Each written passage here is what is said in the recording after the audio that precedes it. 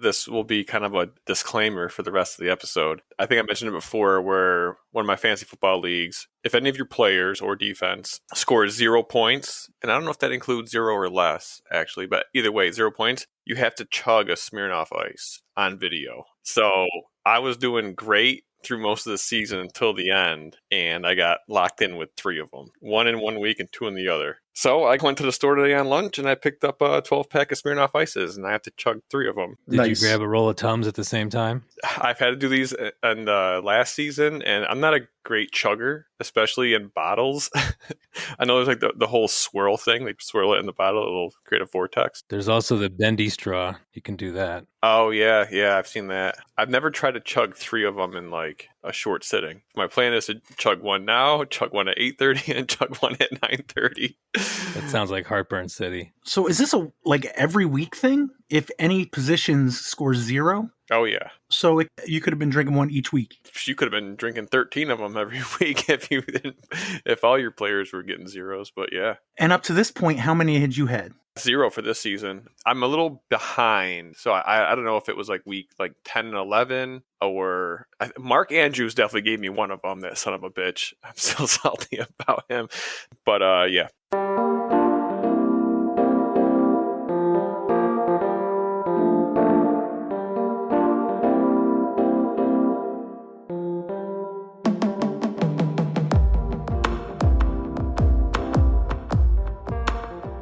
Welcome to the Hudson Valley Disc Golf Podcast. This week we got Jaimen, Corey, Jason, Randy, Alex, Evan, and one half of Camel Case Corey, Tim Goyette. It is our last recording of the year, but it's actually the first episode of the new year. A topic that I wanted to bring up is making Stonykill the Scramble a B tier. We wanted to talk about the viability of that, if there are any changes that need to be done or anything like that. I don't know. Yeah, I think that's pretty well summarized. Basically, I can look in the rules and find out exactly what, the PDGA says a B tier is, but I'd rather hear it from people who, have experienced it and been like, this is what steps up a C tier tournament into a B tier tournament. What are the improvements that you'd expect to see? What are the, amenities that you'd expect to be at the course, that sort of thing. Is there like a difficulty level that you'd expect the course to be at for a B tier? That's and basically just wanted to hear from you guys. What do you guys think about those sort of requirements? Yeah, so there's like the PDGA required differences. And then there's like, as a professional player, what I would expect a B tier to have versus what the PDGA requires. Right. The main one is obviously the added cash. I think right now B tiers require 750 added cash, which will tend to bring in higher caliber pros than a C tier, all things considered. But other than that, like to the equipment, Stonykill has all disc catcher pros, so it would meet all the equipment standards for B tier. As a player, if you go into B tier, I expect it to be run like timely and the TD to have some experience running C tiers. I don't want to get like caught off guard with like last minute changes and other stuff like that. Good caddy book or something like that would be nice too. How many years have you run this scramble, Alex? So the first year was 2020. So the upcoming 2025 one will be the 6th year. Okay. Jason, have you played this Stonykill Scramble? I think I have at least once. As it stands right now, the Stonykill Scramble is a 2-day event. You got a singles event and then a doubles event. Yeah. For the doubles event, I'm less stressed about it being a B tier. I think that one's more safe being a C tier. At least I see that as being the more casual of the two. If you're bumping up the singles event to be a B tier, would you just get rid of the doubles? I think I'd stick with the doubles. I could see if it really got to the point where it developed into the point where people would expect it to be like a 2-day event, then obviously it'd be a lot harder to run the doubles just because you don't have the time for it. But I think there's a reasonable, set of tournaments out there that are B tier, but are only single day events, 2 rounds, keeping everything simple there. So unless there's like some additional requirements and such that I'm not aware of off the top of my head, I think the doubles can coexist with a B tier singles tournament pretty reasonably. As a player, what's the benefit for me to playing a B tier over a C tier? As a player, if you go into a B tier, the minimum payout requirements are higher. I think it's 100% of the entry fees plus the added cash as if you're a pro. But even with amateur, I think there's certain minimum requirements. Where C tier for like pros, it's only 85% of the entry fees have to be paid out. As me, as a player that's not taking cash, is there any other benefit? Is there anything? I think the points are factored differently. Yeah. I remember looking at the chart that shows you depending on your division, and I think the tier of the tournament has a lot to do with, how many people you tie and beat in your division equates to how many points. Now, what the points are good for, I'm not sure. I've never gotten enough to have anybody tell me. I guess it qualifies you for maybe something at the end of the year. Am Worlds or something like that, I think. Yeah. So if you were to play MA40, a C tier would give you a points factor of 4, where a B tier would be a points factor of 6. So you'd get more points to qualify for Worlds if you're interested in doing that. I don't think the points are good for anything else other than qualifying for majors, unless anybody else knows the reason. There might be like a end of the year prize for like the top person ever. You know what I mean? But like, yeah, right. It's not like a local thing. I'm looking at my PDGA page for this year, and you can kind of tell, even though I have all top 10 finishes, you can tell which tournaments there were not many other people playing, like fourth out of 4, because the points are kind of pretty low. So other than that, points are not something I'm looking at usually. So another big one as a player, if you play B tier, you have to be a PDGA member. Also, new this year, I believe, if you play a B tier, there has to be a bathroom. Yeah. Okay. I think I remember reading something like that. Stonykill doesn't technically have a bathroom, but there's a porta potty provided by the town, so I think that satisfies that. Yeah. One thing that I always expect more at a B tier than I do at a C tier is water. So yeah, like having that out and about on the course. Yeah, drinking water, not on holes or anything. Yeah, not water hazards. Well, as opposed to just having it at like Tournament Central, maybe have like a station out on a couple of the holes. Hole 9, right there, the big intersection. Hole 9's a good intersection, yeah. It's not too far from Tourney Central, but that's still a good spot to have it just because there's so many people there. And probably somewhere out near like 15 or something like that, just at the farthest point away. With the A tier, I know, Jason, it has to be approved. With a B tier, can you just say, hey, I'm going to run an event this year and I'm just going to make it a B tier? So there's some different requirements as far as like distance. So they try not to run large events too close together during the same, time period. So specifically for this year's Stonykill Scramble, if I want to hold it on Labor Day weekend, which is what I normally do, there's an A tier in Connecticut. I think it's Connecticut or Massachusetts, but there's an A tier within 100 miles or whatever the radius is where I am not able to do a B tier on that same weekend. Now, theoretically, I could do a C tier with $750 added cash and, it's a B tier in everything but name, but I can't call it a B tier if I want to do it that same date. Nothing wrong with having a practice run too. True. Have all the requirements in place. Yeah. Corey, would you be more likely to go to a B tier? If I'm traveling for it, yeah. If it's in a local event, it doesn't really matter. I'm going to play it regardless.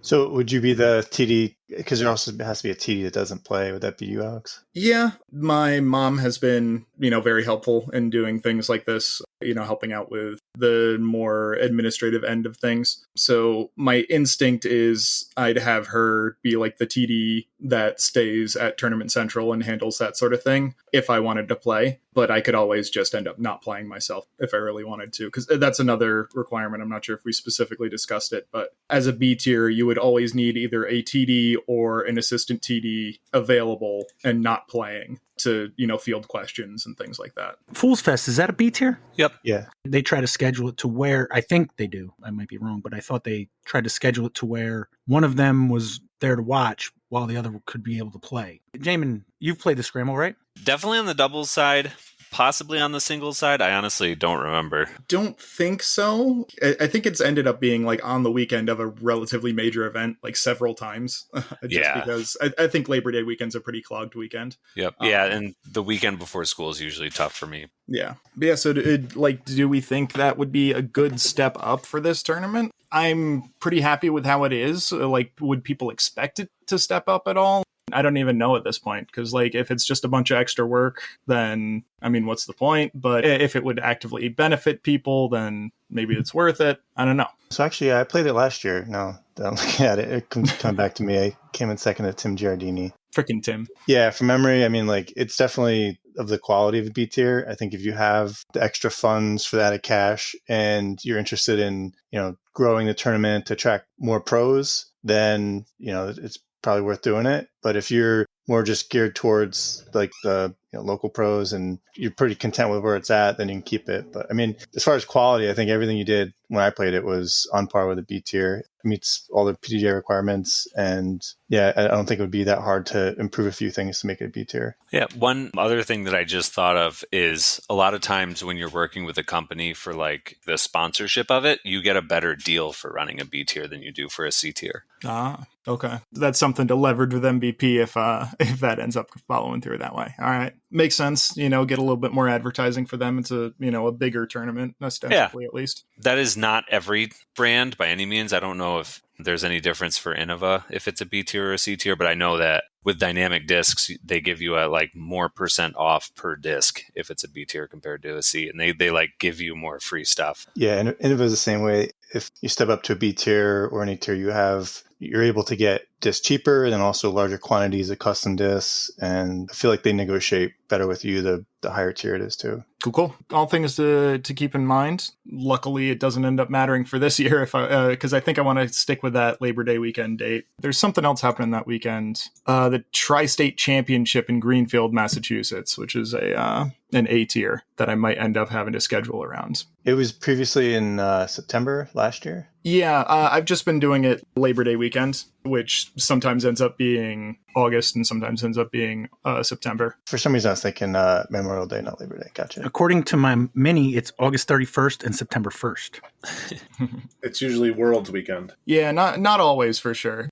I think Worlds is a little bit later or earlier. This year, I think it's July, right? It's in Europe. Yeah. Yeah, a couple years back, it was Worlds weekend, and it was Worlds when it was at Smuggler's Notch. Mm-hmm. So I definitely wanted to move for that one because I was going to lose a lot of people to people going up to spectate that one. Hypothetical, say 5 years down the line, is there potential for an A tier for this event? Or no? Or is that not even an option? It's a good question. I'm not opposed to it on like a philosophical level, but I would have some concerns just over when you play something like Mindkill, there's a certain level of difficulty there that I don't know if Stonykill has. And I'm not sure how easy it would be to adapt, the course to make it a little bit more difficult. OB everywhere. Every hole OB if you're out the fairway. I mean, you can do it. I'm not sure if it's the right way to do it, but you can do it.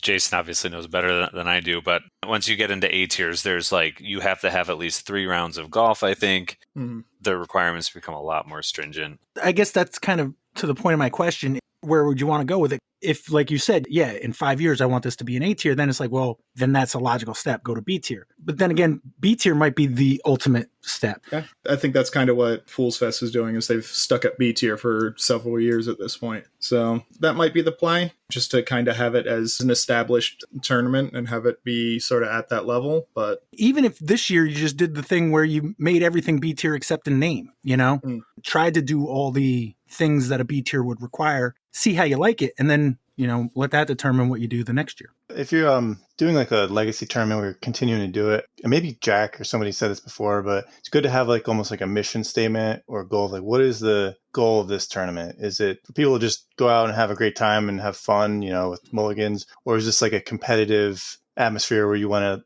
determine who's the best playing that day? And even with that, is this geared towards local AMs and pros? Is it geared towards local pros, towards local AMs? Is it geared towards regional pros, regional AMs? Because we have different events for different demographics of people. Like Josh's Pro League is geared towards local pros. We're not really attracting anybody from out of region. AMs really aren't that interested in it because it's the way it's set up. With Mindkill, I kind of started with a pretty loose mission statement. When we started, it was more amateur heavy. And then as it progressed, I really established I want this to be a regional tournament that attracts the top players in our region in the Northeast. And I knew when we had the schedule that the Pro Tour, everything else is going to be way out west. So I'm not trying to get it on the Pro Tour. I'm not trying to get anything higher than what it is. But I wanted to basically be an event that our local disc golf players could compete against the, better players from Massachusetts, downstate, New England area. And as I progressed, I had to make a decision and cut out the amateur fields at one point and then separate them and eventually,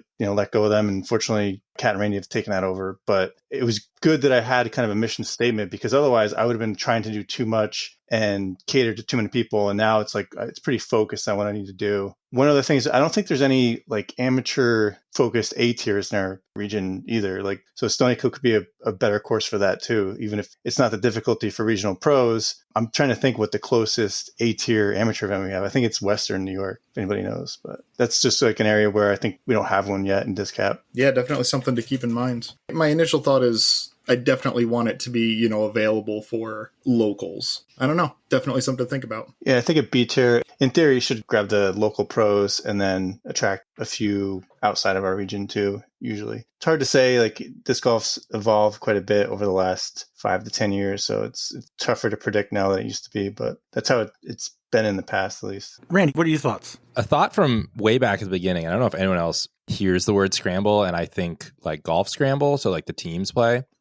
So whenever I think of the Stonykill Scramble, I always think about the doubles tournament. I think I have played the singles once, but I usually just play the doubles. So for me, that's when I hear Stonykill Scramble, I think doubles, that's the priority. So the idea of down the line, if that wasn't part of the weekend, I know I'd be a little disappointed. But my other thought was, since you are developing OKDGC, 5 years from now, there is that potential for it to be a big tournament. You could fit in double the numbers and have the course rotate during the day or during the weekend, even though it's, called Stonykill. I don't think there's that big a deal about driving 10 minutes down the road or whatever to a different course during the day. So there is a lot of potential in a 5-year plan, I think, for the Scramble. How far is OKDGC from Stonykill? Can't be more than 15 minutes. I'm not sure exactly the number, but it's definitely less than 15. Yeah, I think as you develop that course, that should definitely be at the forefront of your mind too, of growing a tournament. Because really, that can limit a tournament pretty quickly, especially if it becomes really popular. It sells out, then you can only have 72 people at Stonykill.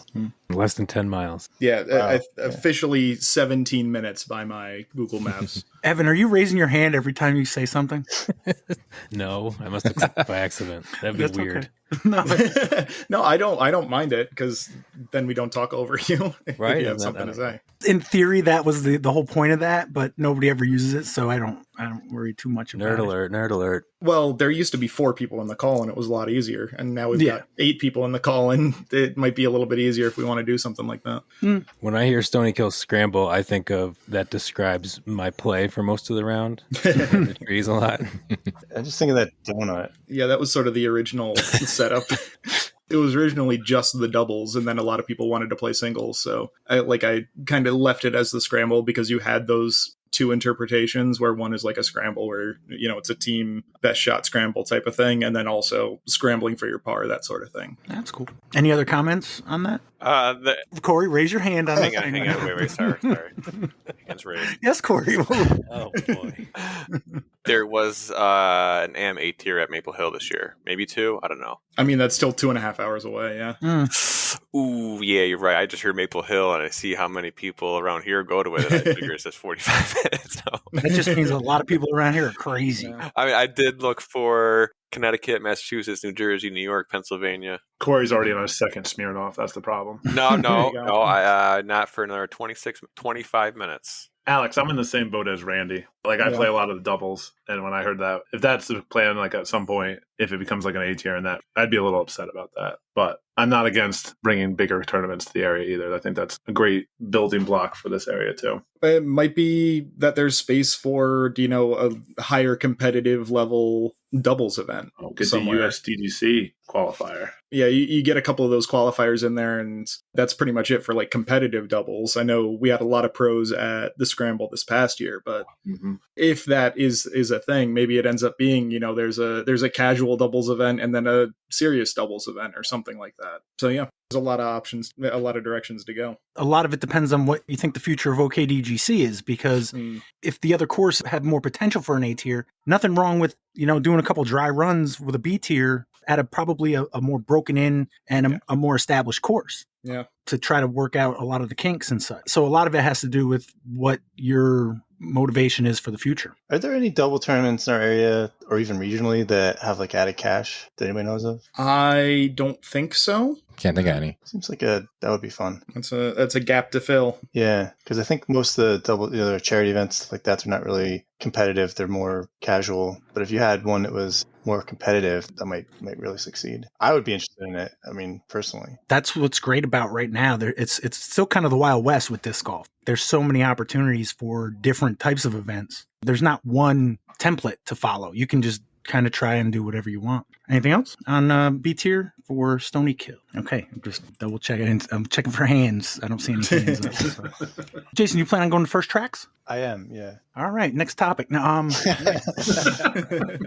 I'm not sure how the weather is going to be. The forecast is constantly been changing, but I'm planning on going. I'm in here. I got my fan on. I'm in shorts and a t-shirt, and tomorrow is the last day of December. So it is wonky. I mean, it'll probably be wet. What's the weather looking like on Wednesday? Let's take a look. It's supposed to rain. It says rain in the morning. Yeah. Well, good thing we're playing in the afternoon, right? No, I'm kidding. By the time we get started. Yeah, there we go. Kat set up a check-in online, so you can actually register ahead of time. This won't help anybody listening, but Nope, anybody actively listening right now, if you do plan on going, I will probably do that because I don't like to. Oh, like if you don't end up going? Yeah, I don't want to do it and then not end up going for some reason. So I don't think it's a big deal. I think it's more for data keeping. I think you still need to like say hello when you get there in the morning. Mm-hmm. You also still have to pay. Yeah. It's literally just so someone doesn't have to like write down tag related stuff like last year's tag. I don't know. It's just going to save time on data recording, and you'll just walk up and pay, and like she'll just like check a box next to your name, and it'll have all your info already in. So it's just to streamline the check-in. So even if we get there at 10, it's probably still not going to start till, who knows, like 10:30 or something like that. I want to talk about it because this is 8 people that, if they have 8 people already signed up for it, that's going to make things go. I did fill out quicker. the Google Doc, and it was like, name, email address, what's your tag number this year? It seemed more like a head count. I think if you filled it up and then decided the morning of not to go, I don't think that'd be a big deal either. But I'm speculating. But Pat, imagine our Scandinavian listeners that have a big disc golf event coming up that they don't want to pay the disc golf scene fees and are looking for ulterior ways to set up the registration. If you cut this out, they'll never know to use a Google Doc. That's fair. But somebody has to set up a Google Doc, so it's true. I think it's a great idea too. Yeah, well, especially last year was 105 people. And it was like written on paper or something. Right. Yeah. What was last year? I had it at one point. I was editing some audio, and I have audio from Kenji afterwards saying it was 104, but then he's like, then we had somebody show up, so 105. Yeah, there's 99 scores on disc golf scene. Yeah, that's right. That match, but I feel like there was more people. Maybe there was more people playing that didn't buy tags. I was going to say 999 tags, probably. Yeah. We'll use Kenji's number 105. I'm just going to read down the list here. Corey, over under 105. That's a lot of people. Under. Evan? I'm going to say under as well, just because I've heard from some people who are on the fence about the weather and whether or not they want to go. So I'm going to go under. Jason? Under. 1/2 a camel case, Corey, Tim Goyette. Same reason, Evan. I'm going under because I've heard a lot of grumbling about the rain. Alex? I got to go under. Like, we keep going up with these. It was like 90-something the year before, and then like 80-something the year before that. At some point, it's got to stop. That sounds like that sounds like a bad reason to go under the way you explained that. This thing keeps growing. It's got to stop eventually. Yeah, I mean, I start running out of people I can name that are disc golfers once you get over 100. I'll argue that both putting leagues attendance has gone up this year. So there are still people getting into it. So if there wasn't for the weather, I would say over. But with the bad weather, I'll still say under. Jaimen, under? Yep. Let me try this one more time, and I'm going to say 90. Ooh, that's good. That's a good number. Yeah. I'm taking the even. You're taking exactly 90? I'm sorry. Let me correct that. 90 and a half. Yeah. Oh, God damn it. I was like, Pat picked that number for a reason. Wait, what about 1/2 of camel case, Corey? Does that count as a half? If that counts as a half, then it's going to be a half because my other half isn't going. Spoilers. Spoiler. He's got to work. I will say the percentage of rain has gone down every day. So it's like 40% now. It's not right. That bad. Yeah. What's I the think over under, Pat? 90 and a half? It stops at 9. $9.45. Okay, so who ends up with the one tag? Ooh, that's a good question. Randy, who you got? This is going in. None of us have a clue who's actually going to show up. I'm gonna go Harry Lehman. Oh, that's a good answer. Jaimen. Jaimen Hugh. Oh, Nice. I like it. Confidence. At that point, he will not have any 0 days for the year. There you go.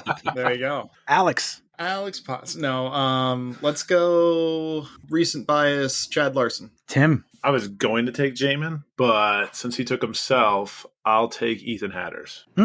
If I was picking, that's who I was going to go with. Jason. I'll go Jaimen too. Evan. I'll go with Tim J. All right. And Corey. Man, it really depends who shows up. I mean, I was looking at the previous last year, and I mean, Jaimen came in 21st, so I don't think. Oh wait, Jaimen, I beat you. Oh, dang. Yeah, I did not show up last year. I was there, but I don't know if Kyle is going to go either, because if I was to pick a new name, I think I would take Kyle. Okay, I'll do this. I take Kyle if he shows. If he doesn't, I'm picking me. All right. Wait, where are the scores from last year? I went to the disc golf bag tag. Oh, right, the first event. Luckily, disc golf scene loads the entire year in one page instead of having to like scroll to the bottom and load more. So you can literally just go to the That leaderboard makes finding stats so much easier. A lot of matches here. Where Jaimen got 21st? Wow. all right. So, anyways, Tied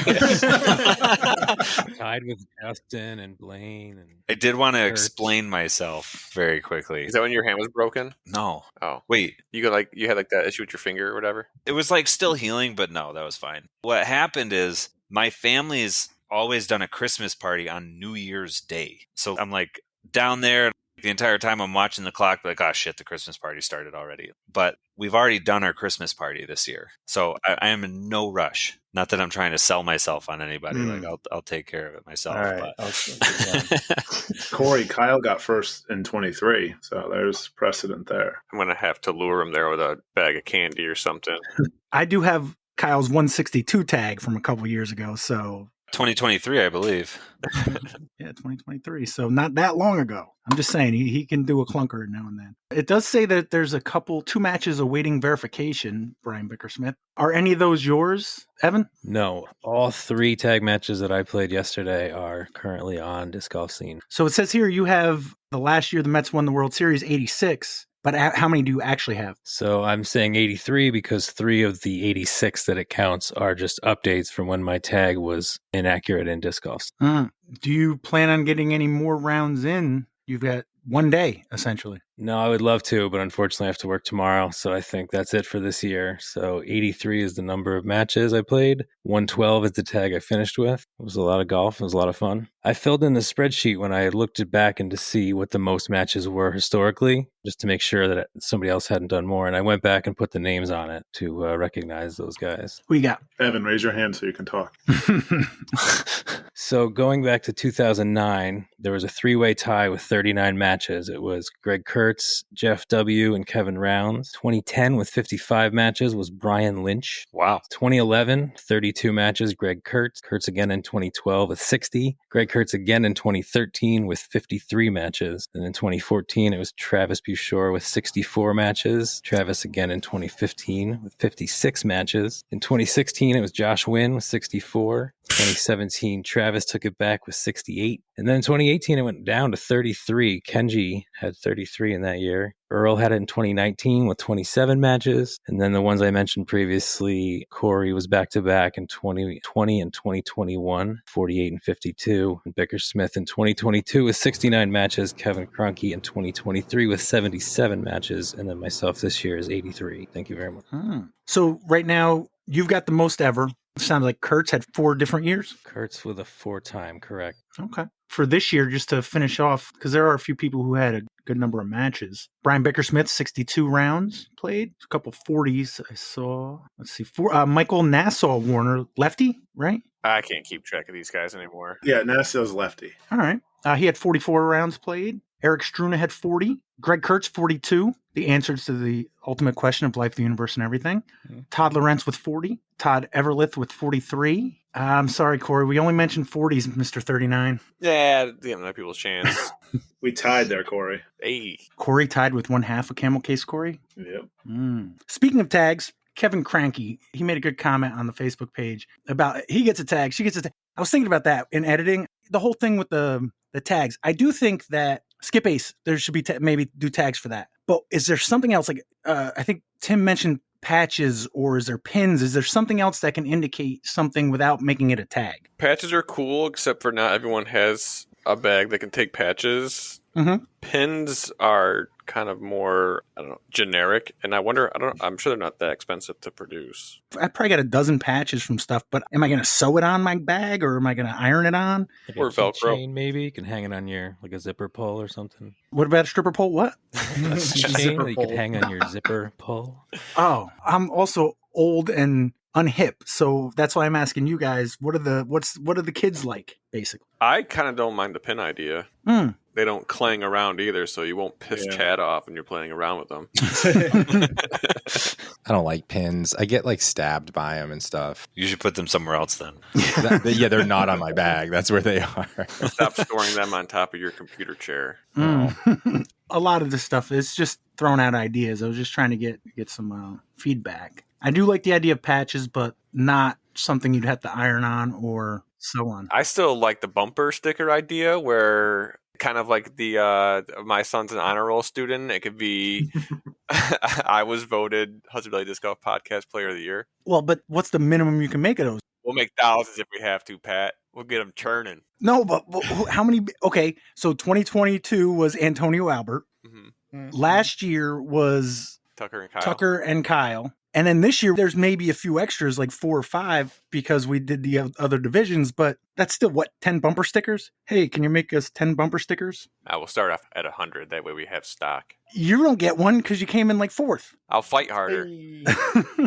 Yeah, make it a cowboy hat and he will dig deep. The one other thing about the events was, I forgot who mentioned, like, it would be nice if we kind of knew ahead of time. You can... And maybe someone else mentioned this. I don't know. It took me a while to get to the episode that I wasn't on. You can assume what events are going to be on there. Your Minekill, your Jammer, your Stonykill, Fool's Fest, Long Island Open. That's already 6 right there. Electricity. There's usually, like 6 or 7 that you already kind of know. But I had another idea. What about sponsoring a hole in the event? We talked about it was either Blatnick or the Fool's Fest. Do a whole sponsor. Each event does their whole sponsor differently. They don't always print out something. So it would have to be catered to each one, but if we know it's definitely going to be one, why not sponsor a hole? Oh, like sneak it in there? Just like don't advertise it at all except for on the hole. So when people play it, they see like this hole is Hudson Valley Disc Golf Podcast Player of the Year, or this tournament is Yeah. I don't know why we wouldn't advertise it. I mean, because then when you get there, you're like, oh shit, this tournament means a whole lot more now that I'm 8 holes into my round and I see that hole 9 is they're saying that this is a Player of the Year tournament. I mean, I'm not saying hide it, but we don't have to talk about it until after the event. When we're going over the event, we could be like, oh, just so you know, we sponsored hole 10 of that event. I wouldn't necessarily make a note of mentioning it beforehand. I'm also looking for fun ways to spend other people's money. So other than on Buzzsprout, you know what I mean? So I just thought it'd be a fun thing to do. Rather than having a car at one of the holes, Pat, you could be standing there announcing the throw-offs on the hole. Oh, yeah, there we go. All right, that's Tim trying to make me do extra work again. I don't know what about this Tim guy. Again, a lot of these are just spitballing stuff. I think for the ones that, like you had mentioned, Corey, there's some that you know Minekill is going to be one. So why not sponsor a hole at Minekill? We know Fool's Fest will be one. Try to sponsor a hole at Fool's Fest. Mind you, if I'm a little lackadaisical and they sponsor all their holes after like the first 24 hours, then hey, more power to them. We don't sponsor the hole, but at least I'll make a concerted effort to try to do that, and look at what they do, because I could also throw like Hudson Valley Disc Golf Podcast Player of the Year event, Patreon sponsored by Corey Cook or something, Sure, yeah. But some of them, they won't necessarily let you put a bunch of information on it. So it'll just be like Hudson Valley Disc Golf Podcast Player of the Year. I don't know. These are all just ideas, you guys. I told you at the end, you guys are making me think, and it hurts. I love Jaimen's idea about putting it in the title. Like, I think that's pretty, or like put it as a piece of the tournament. Yeah, I don't know if he was saying put it as in the title. I think he was just saying that maybe in disc golf scene it gets mentioned. Oh, by the way, this might count towards, yeah. Like, is this HVDGP sanctioned? So you got PGA, NIFA, and HVD. I can't even do the acronym. HVDGP. Yeah, that was just something I thought about after the fact. 2 down, boys. 1 to go. Oh, you just drank your second. Smirnoff, yeah. Just thinking out loud, you could also do a disc golf scene leaderboard with it too and update it live. I think within the disc golf scene leagues, you could use the same point structure that you use now, and you can like populate it with the events that you know. But then the only thing is then it's kind of spoiled. You could know like 2/3 of the way through if somebody has a strong lead, and it kind of takes all your content out at the end of the year. Yeah, but it also, I mean, I did, let's say, a couple of hours. I don't think it was even that long, but let's say a couple of hours worth of math to figure all this out. And it ended up being, in that first episode, like 15 minutes of content. Mind you, I fucked up, and it ended up being another 15 minutes in the next episode, so I actually got 30 minutes out of 2 hours. And it added drama, though. Like, that's a true. lot of it. Like, you were getting messages at 12:30 at night. But if you do it throughout the year, it's going to be a lot more than a half hour's worth of content. Even if it's 5 minutes, 5 minutes, 5 minutes, it'll add up. I don't know. I mean, I'm just playing devil's advocate. There's both sides of that. Yeah, if you want to do a more like elaborate calculation too, you could do that. The past few years, it's been, if you're on the podium. Yeah, 3 points for first place, 2 points for second, 1 point for third. With the point structure, was it Tim, was it you, or was it Jacob who mentioned where it's like how many people you beat? So if there's 5 people in your division, you come in first place, you get 4 points. Second place gets 3, third place gets 2. We'd have to determine, do you count the person themselves or no? But yeah, there could be like a flat point system for first, and then everything after that's how many people you beat or something like that. I mean, it's the same thing with dubs, right? You get a point for everybody you beat usually. Yeah, I'm not opposed to making it a more complicated system, just we all have to agree with one. We already know what the first couple events are, so we have until then to come up with something. Also, we have Jacob, and I think we have Justin Muccelli in our back pocket now. We could get them to create some web scraper that will then put it into a spreadsheet and do all the back end work for us. Yeah, who does it for NIFA? Is it Danny is White. it Danny? Yeah. I'm just glad I didn't get a message from Justin Muccelli yelling at me for my prime number question. So he must not have had a problem with that, or maybe he's away for the weekend or for the holidays, and I'll hear about it. There was some comments in a team challenge group about it. What's his take? Is 1 a prime number? Corey, what's your take? So I would have assumed that 1 was a prime number, but I haven't read the definition of a prime number in a long time. I probably would have guessed 11, but then as soon as 11 was wrong, I would have went 23 on the trivia question. The answer was 23. Was there a consensus in the chat? So Justin made a comment that it was very enjoyable to listen to the crew not know that 1 isn't prime.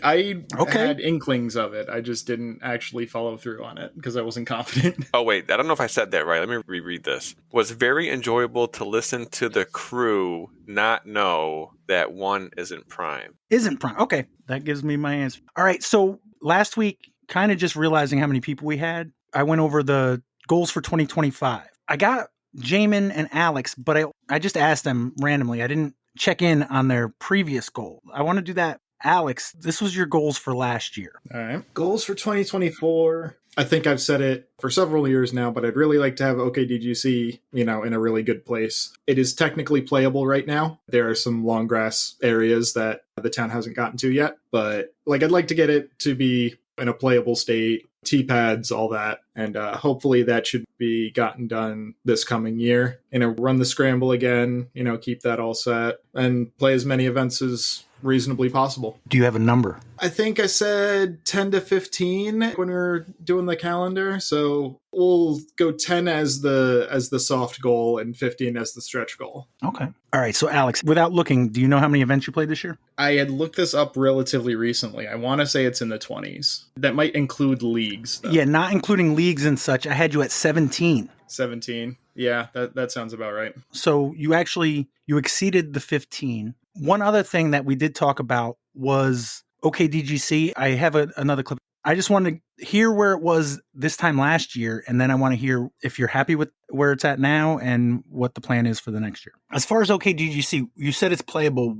Is it a front 9? Is it? Yeah, so right now it is front 9, and it's all long tees. There are T signs out there. It's not on UDisc, and it's going to stay off of UDisc for a little bit. But if you did want to go out, the T's are marked. There should be a reasonable number of signs that will get you to where you're trying to go, just like laminated sheets of paper. It might be tough if you've never been there before, but keep an eye out for work days. And if you come to work days, I will walk you through the course and show you how to play it and all that. If you just want to use UDisc for like the utility of having a map, what I've been doing with Greenville is keeping it private, and then you can name the course in such a way you tell people what the name is, and if they search letter by letter, it'll come up and they can play it via GPS. But it's not available to like the public to go there and just get disappointed because it's not finished. Okay. I like that concept. I'll have to look into that. So where are we at now? So we still have long tees for the front nine. We recently put in short tees as well. We are on UDisc. We did end up going with Jason's suggestion there where we have it on private. So if you search for Old Kinderhook, it'll pop up, but it's not going to show up just in your general courses tab.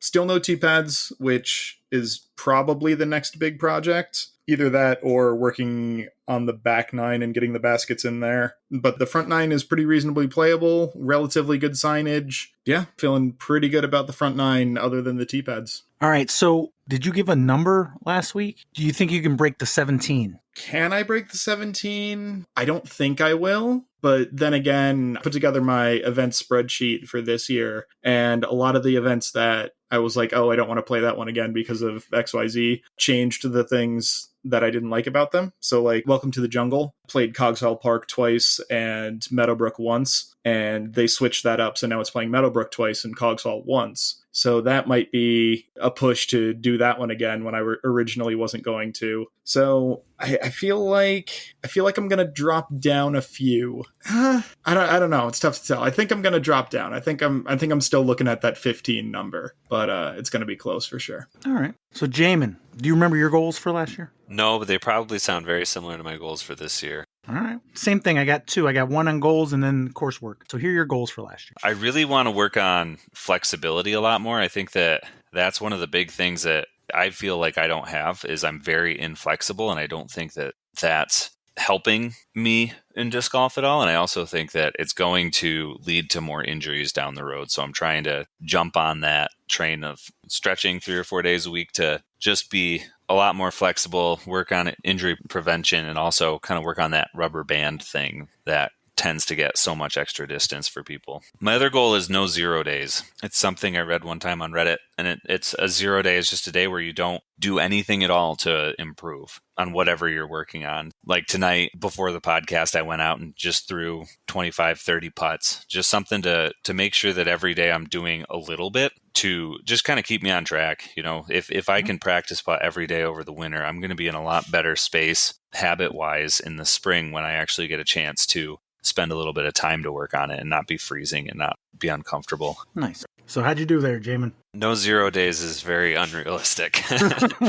Yeah, this year with states and everything, I just ended up focusing so heavily on just running the event that I did 0 almost months with actually playing disc golf. But I definitely have been pushing forward. That was just all like personal goals and stuff. So yeah, like stretching, I still really want to do. That's something that I've been doing a little bit more of the last few weeks. So it stayed in the back of my mind, but it's definitely not something I worked on for an entire year. Well, I didn't ask numbers last year because you were coming off injury and I edited it out, but you had mentioned backhand you're at like 99%, but forehand you still weren't comfortable. So I didn't feel right asking you for a number of tournaments. Do you have a number this year? Oh, this year I want to play like 25 plus. I'm really playing a lot more this year. It's one of my big focuses. There's a couple things that I'm still working on, but in general, that's all stuff that I'm not going to be building myself. So I'm going to be really trying a lot harder to play and enjoy that part of disc golf, which I haven't done in so many years.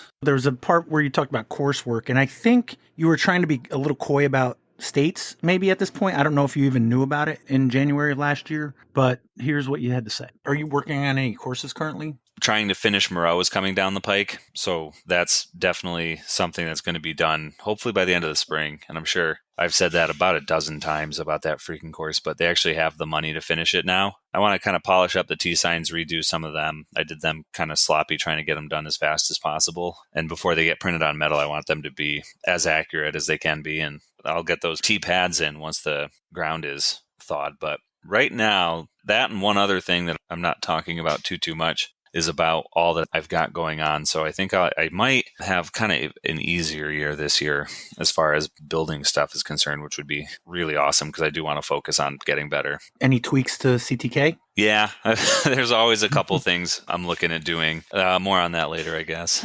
Absolutely. All right. Anything else? Nope, just want to keep beating Corey. That's key. I've been taking it easy on the past few years, Jaimen, but I think I'm finally in the right headspace because I'm only having 0 days. So we'll see how this little. Ooh, there you go. It's a real Tiger Wood versus John Daly thing. Hell yeah. Not likening either of us to either of them, but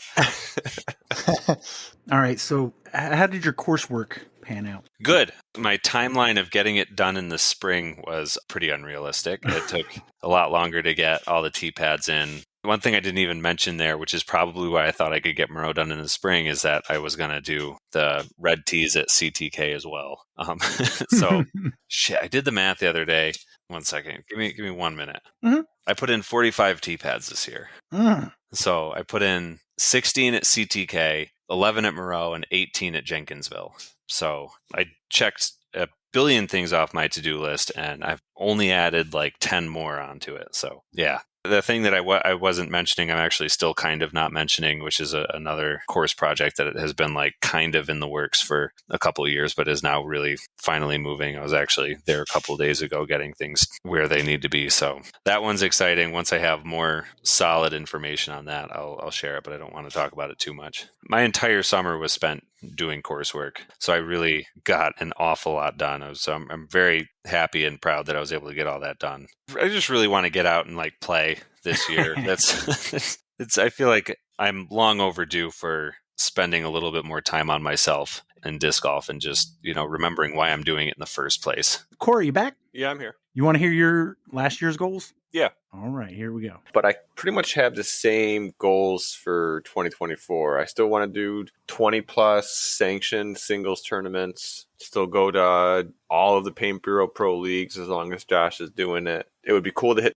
960. At this point, I feel like I'm starting to plateau a little bit in my skill set. I don't really know how attainable past 960 really is, but it'd be cool to hit 960. I think I just got to play a little bit more consistent and dial it up on a couple things, improve my putting. Last year you improved 11 points, so now this year you only want to improve 10. You don't want to do like 965 or anything? Like the law of diminishing returns. That's fair. I'd like to do 3 A tiers again. I feel like that was a solid number. I definitely traveled some, but I think to try to get 5 A tiers in. 1, that's donating a lot of money, and 2, that means I'm probably driving even further to get those couple. And it would be cool to throw 400 feet in a wide open field with no tailwind and no downhill. It's a nice flat field. Throw 400 feet would be cool. Not consistently, but just 1 in 10 times. I guess one other goal I have, I kind of thought of after First Trax, was with Jeff Wachowski kind of passing off Tuesday J-Dubs at J Park. It'd be cool to try to somehow reinvigorate that league. I wanted to look at the numbers actually before we started recording from last year. I don't know what the average player count was, but it'd be cool if J-Dubs kind of got to where it used to be, average 30 people a weekday. I don't know if it's possible or what it would take, but I'm hoping for a good J-Dub season this year. You did play 3 A tiers. Yeah,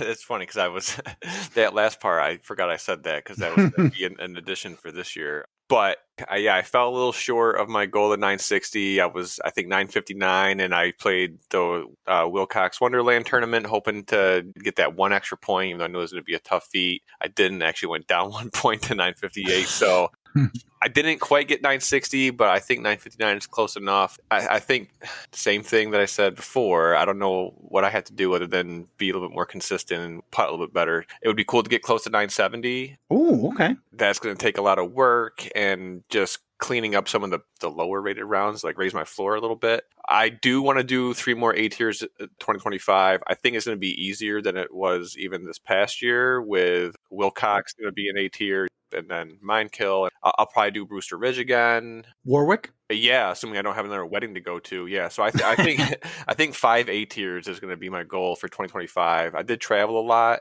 I'd like to keep that going. How many events do you think you played? I'm going to guess my PDGA page says something like 28 or so. I think I definitely played at least 20 actual tournaments. I have 27, not including leagues, taking out Paint Bureau Pro League and such, but with events like Minimum flexes, I have 27. Shit, 27. And there's a couple events I skipped. So, yeah, I think that's pretty healthy for me. Are you going to beat that number this year or match it? I'm going to say I match it. Hmm. I'm going to say I beat it.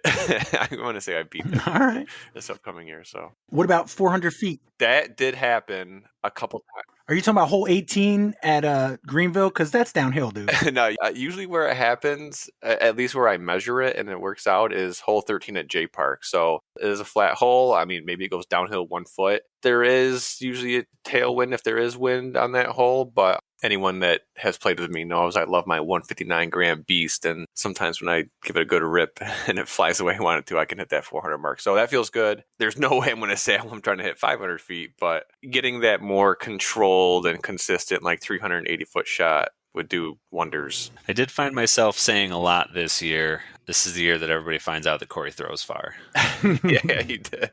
And I almost kind of feel like it's the same thing they say about like hearing loss and vision loss, right? Like you don't know how bad it is until it's gone. Like it goes away very incrementally. Same thing with disc golf. And I think a lot of people get discouraged because they don't see the minor incremental changes until you do something like a big comparison. Like, I don't know, compare your 401k from the beginning of the year to the end of the year or something like that. Like you might not notice a big change week to week, but if you look at the bigger picture, you kind of see how much you've grown. You were talking about hitting 400 feet 1 to 2 times out of 10. Even the idea of hitting it 5 times out of 10 would be a huge improvement. Yeah, you know, definitely in a year. Yeah, like anyone around here would know that you don't really need to throw that far to play well.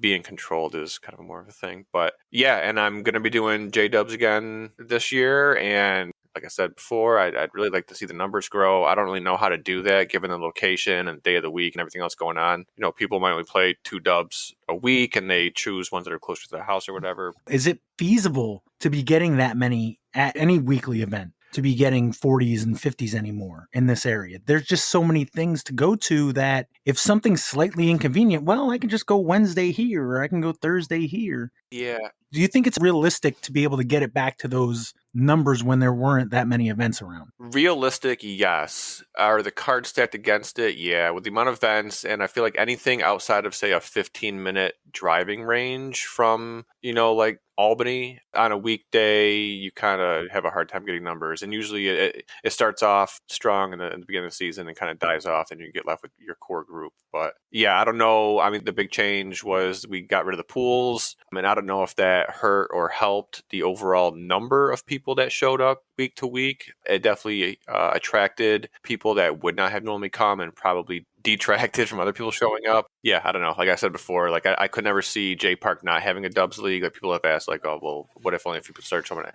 I'd still be down there. So yeah, it'd be cool to have a thriving J Dubs league like it used to, not just being able to hand over the trophy to Justin Muccelli every year. Anyways, yeah. My goals this year is basically the same as last year. Get a little bit better at disc golf, contribute as much as I can to the scene while also trying to be a contributing player. Dig it. Let's listen to Jason's goals from last year. So what are your goals for 2024? Well, I'll start with Greenville Disc Golf Course. So I've got 9 holes designed with 10 baskets installed, and I want to finish an 18-hole layout and do some community outreach in Greenville for that. Other than that, I want to try to commit to less volunteer stuff. I feel like it's been kind of a burden recently between running so many events with Mindkill, doubles, captaining team challenge, doing course design, helping Jess with the commissioning stuff, just lots of coursework at different areas and helping out. I want to just focus my efforts and make them better at the things I'm doing as opposed to just trying to do 100 things not as good. Not saying anybody shouldn't volunteer, but I think it's helpful if everybody just focuses on what they're good at and what their time is best spent at. For me, I've been kind of doing all sorts of different things and not doing any of them extremely well other than maybe Mindkill, but I want to focus on some other things and do them well. Yeah. I do have one like disc golf related goal too. I want to play a big event and play MP40. Ooh. Is this your 40 year? Yeah, I'm fortunate that I have a birthday at the very end of the year, December 28th. So I have 362 days as a 39-year-old in MP40. Nice. Yeah, I'd like to do like an A tier or something and just try to play competitively. Play against Dylan Reese in Rochester. Yeah, I was going to ask, is there one in mind that you might play at MP40? There's that Masters Tour, the Disc Golf Masters Tour. There's an event in New York and an event at Maple Hill. I would love to do either of those. Outside of that, it's going to be really hard for me not to play open, even if I know I'm going to lose. I still like to play open, but I've told myself I want to try it. All right. So how many events did you play this year in MP40, Jason? I think I played 3. All right. So you exceeded that. Yeah. As I did not play the Masters Tour, so I didn't do the Maple Hill or the one in New York, but it kind of like worked out in a weird way. I ended up playing a PDGA major, the Tim Selinsky, which is like the US Masters, and I cashed in that. So as far as that goal, I feel like I crushed it because like I was just hoping to play in a big event, and that's literally like one of the 2 biggest Masters events you can play. And to go down there and cash it worked out perfect because we were staying with my in-laws or near my in-laws, and so yeah, that worked out really well. The other 2 events, Syracuse was the first one. I cashed in that. I had the lead at the first round, kind of gave that up, and then the other one was the one Jaimen ran, the Premier. So happy I got to do 3 MP40. I think going into next year, if there's bigger events, I'll do the same. I'll stick to MP40 and then do MPO for the smaller events. As far as Greenville, you had said you wanted to finish an 18-hole layout, and I know you finished more than 18 holes, right? But is there, like, if I went tomorrow and I'm gonna play around at Greenville, is there 18 unique holes for me to play? So right now it's the same 18 that was at the Stonewall Classic. All those baskets are still there. That's not the final 18. I do have a more final 18 design in the works. And then the nature of that course is there's like a winter layout and a summer layout. So I'm focusing more on the summer layout. That's 95% designed, but I'm just looking for ways to improve it. So before I commit to that fully, I just want to make sure I have the best design possible. But we did get the Temp 9 baskets that I referenced there. Those are all now Disc Catcher Pros. Plus, I think, I don't know how many other holes, maybe like 3 or 4 holes. In addition to that, also have Disc Catcher Pros. We got T-pads in on 6 of the holes, and the 3, they have boxes with crushed stone compacted, and the pavers are standing right next to them. I'm just waiting for the winter to end so they don't freeze thaw. And going into next year, there's still a lot of work to be done at Greenville. I'm not sure exactly what I'll commit to, but I would like to get some progress done on the T signs. I have a pretty ambitious idea for the T signs. That's going to be a lot more work than a normal T sign, but I've been working on that. And then we've got funding for a kiosk. The nonprofit donated, I think, like $5,000 or something for a really nice kiosk. So I got to work on procuring that, building it, designing it. It's going to have lots of information there. Oh, and then I talked about the community outreach. Yeah, so that we did Greenville Day. We introduced disc golf to dozens of people there. We donated 8 backpacks with beginner discs in them to the library and to a local business, the Greenville Inn Arms, which is a hotel that also has like craft goods, like they make custom coffees and chocolates. They do all sorts of like different stuff there. And they are like less than a quarter mile from the course. So we also have like a loaner program there. And then we also set up like a disc golf store there, like so if anybody wants to buy a disc. And then we've been publishing this in the community Facebook pages, in the not-for-profits website. They're working on building a disc golf thing on their website with photos from it. So there's been tons of community outreach. I think that's been a success overall. I feel like this is like one of those performance evaluations at work. 3% raise. Yeah. One other question I had based on what you had said earlier, you're focusing more on volunteerism where you can make a difference. Do you feel like you did good at that this year? Oh, yeah. Forgot about that one too. So, yeah, I definitely did much better at balancing. There's like 3 areas. One is like coursework, actually doing stuff on courses. The other is running events, which is also a huge time consuming thing, and then playing. So balancing those 3 things with time management, and then having a family with 2 kids, t-ball, soccer, gymnastics, swimming, and working overtime, like trying to figure all that out is tough. But this year, I feel like I did better balancing some of that. And I gave up the captain part of Mindkill. Randy and Jess stepped in. So it's been great. It's like one less thing to worry about there. The AM side of Mindkill, not having to do a lot of legwork there. That freed me up to play Syracuse Open, which I got to play MP40. So that was a good balance there. I appreciate all the help with that event. So it's definitely been making some progress in the right direction as far as balancing. I think finishing Greenville, in my mind, I'm probably going to lean more on coursework this upcoming year than I would like to balance-wise. But once that course is mostly done, I should be able to put more back into playing and running events. And then it's just tweaks and here and there kind of stuff. Yeah. The major work, getting tee pads in, clearing fairways, and just kind of going through all the stuff with the town, like getting the town board involved and all this stuff. That takes a lot of time and energy. But once it's done, I'm hoping that it's just our tree fell down and we just need to coordinate cleaning it up. That's a lot easier to do than coordinating 12 work days back to back to try to nail out tee pads or something. All right. Goals this year, just run an A tier. I'll grab the low hanging fruit. So I'm going to do that again.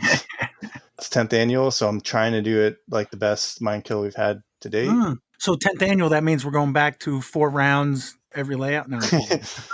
No, I do have a couple upgrades to the course I'm going to work on. So there's definitely some coursework at Mindkill I'll do in the spring. Other than that, I mean, like the event is we've kind of got it figured out. So it's just executing it. And then I want to continue to try to improve my game. And I did increase my rating this year. So I want to keep that trend going. And then big one's progressing Greenville. And you're going to still do the same thing, whereas you're only going to play MP40 in specific events. You're not going to play every event MP40 yet. Yeah, I'm definitely going to play MPO and some still. And a lot of it will depend on who signed up. How many events did you play last year? Do you know? Nope. 10. Yeah, you're that going sounds right. Beat 10? You had 13, but then 2 Paint Bureau Pro Leagues and the Disc Golf Journey League. I think I could beat 10. Yeah. Mm-hmm. But I'm going to focus on quality over quantity. 4 of those were MP40, over under 4 this year in MP40. Oh, I did play 4. Syracuse, Premier, New York States, and Tim Selinsky. Oh, I forgot about States. Yeah. You came in first place and you forgot about it? Man.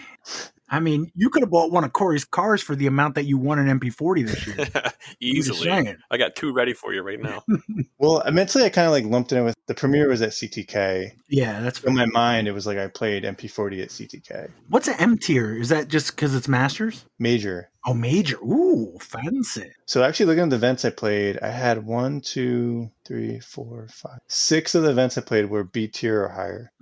Of the 10. Okay. Yeah, of the 10, which is good. Heck yeah. So yeah, I'm going to probably be around the same, I think, this year for MP40. Again, depends on the field. If we have like good MP40 field, then I'll do that. Oh, so yeah, it's kind of a pick and choose, but 10 is still the number overall to beat. Yeah, I'm going to beat that. Okay, that's fair. Jaimen, is Whipple City coming back this year? I understand last year you had the Premier, you had New York States, you had 3 other tournaments that you helped. Yeah, I'm going to be running a B tier at CTK. It's not going to be Whipple anymore. Oh, wow. Okay. Yeah, I talked to them. I said, what do you guys want to see in a tournament? They're like, we would like to see our name in it on some level. I was like, oh, never thought of that. So that's cool. Yeah, I'm kind of reworking that whole event, kind of starting back at the bottom and building it up. Perfect time to do it. Yep. Randy, we didn't get your 2024 goals, but do you feel as though you've met them? Let's pretend you made 2024 goals. Yeah, so let's pretend. My rating wobbled around and made no improvement. It probably went down 2 or some small-ish number. So definitely didn't meet any rating goal that I may have set for myself last year. I feel like I did a lot of stuff this year that wouldn't have been a goal, which was like unexpected, I guess. Like I didn't have a lot of expectations with running Helderberg, but now I feel like my goal for 2025 is to run another like fun tournament because it was really enjoyable planning that. It was cool seeing everybody that day. I think there's just a different vibe at like an unrated kind of no expectations tournament.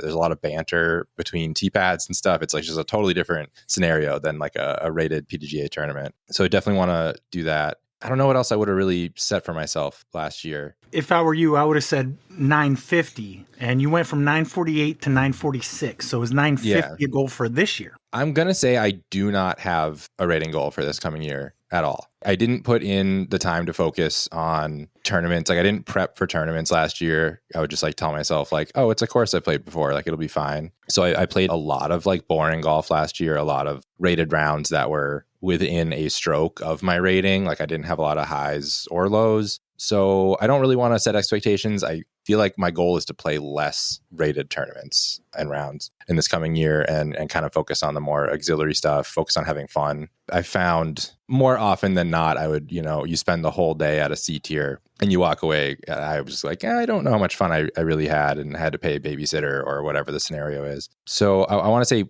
focusing on having fun, which is not a tangible goal at all. But I'll work on it. So yeah, but you know what? If I get to 950 or over, I will be very happy, which I have been over 950 in the past. It's just haven't been able to make it work the past couple of years. I'm just looking. I see 950, 954, 958. I'm making that prediction for you. You're going to hit 950 this year because you've got such a laissez-faire attitude. Yeah, if I just do like too good, like let's just say I like crush it at Blatnick and that bumps me to like 951, that's it. That's the year. I like to say that I'm a 950 golfer, and the fact that I'm 946 doesn't make me feel great. So yeah, I'd love to be at 950 or better. So yeah, let's say that. But I really think I'm going to focus on a handful of tournaments next year and like actually prep for those tournaments. And I'm going to set a goal to not like go outside of my comfort zone and play courses I don't know well, unless it's, you know, a funsy tournament. I'll definitely do that. But I'll probably just stick to, you know, Blatnick, J Park, Stonykill, courses I've played a ton, and the prep is a little less demanding with, you know, if I have to get a babysitter to prep for a tournament, I just don't see it happening. That's cool. Aren't your kids almost old enough to watch themselves? No, dude, they're like signed up for soccer and stuff now. It's only gonna it's gonna get worse. So you know all the soccer moms and dads that would love nothing more than to have more kids to watch at home. Two little, goblins to take care You should of. be out there networking, Randy. I know you're good at it. You got that Riz. We've established that. We'll see. As long as there's no soccer on Mondays, that's all we're asking.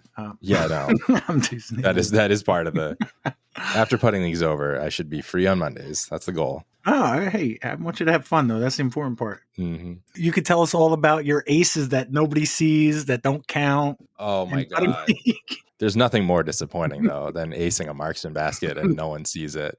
That's true. That's it, because, yeah, those are tough. The freaking marksmen. Evan, what do you got for 2025? Looks like you had like 15 events. Yeah, I had 15. I think one was one in AM3. So they have 14 events. We'll pretend that doesn't exist. That was the Ice Bowl, so there is no MA40. That was a doubles tournament. Never mind then. So 15 events. That's fair. Yeah, I guess, I could say 16 is a goal. I do like playing rated rounds. I like it more than I used to. If you look at my history, definitely struggled at first, but my rating has been going steadily upwards. I'd love to see that continue. If I could put another 30 points on, get up to like 888, that would be awesome. Oh, yeah, that would be, that would take a lot more consistency. I only have one round above 900 so far, so I'd like to do that again and more often for sure. Looks like over the year, I don't see any dips, so that's good. For this year, at least, everything going up, even going back into last year. Yeah, if you look at the Global Masters, they take your top 8 for the year against other 40-year-olds, and that makes me look better because it's really selective. I had a handful of podiums this year, 3 second places in MA40. It was the first year I was playing MA40 and playing all the long tees, so I'd love to get a win in MA40. Started playing the AM division in the monthlies, so I'd love to beat Tim and get a win there at some point.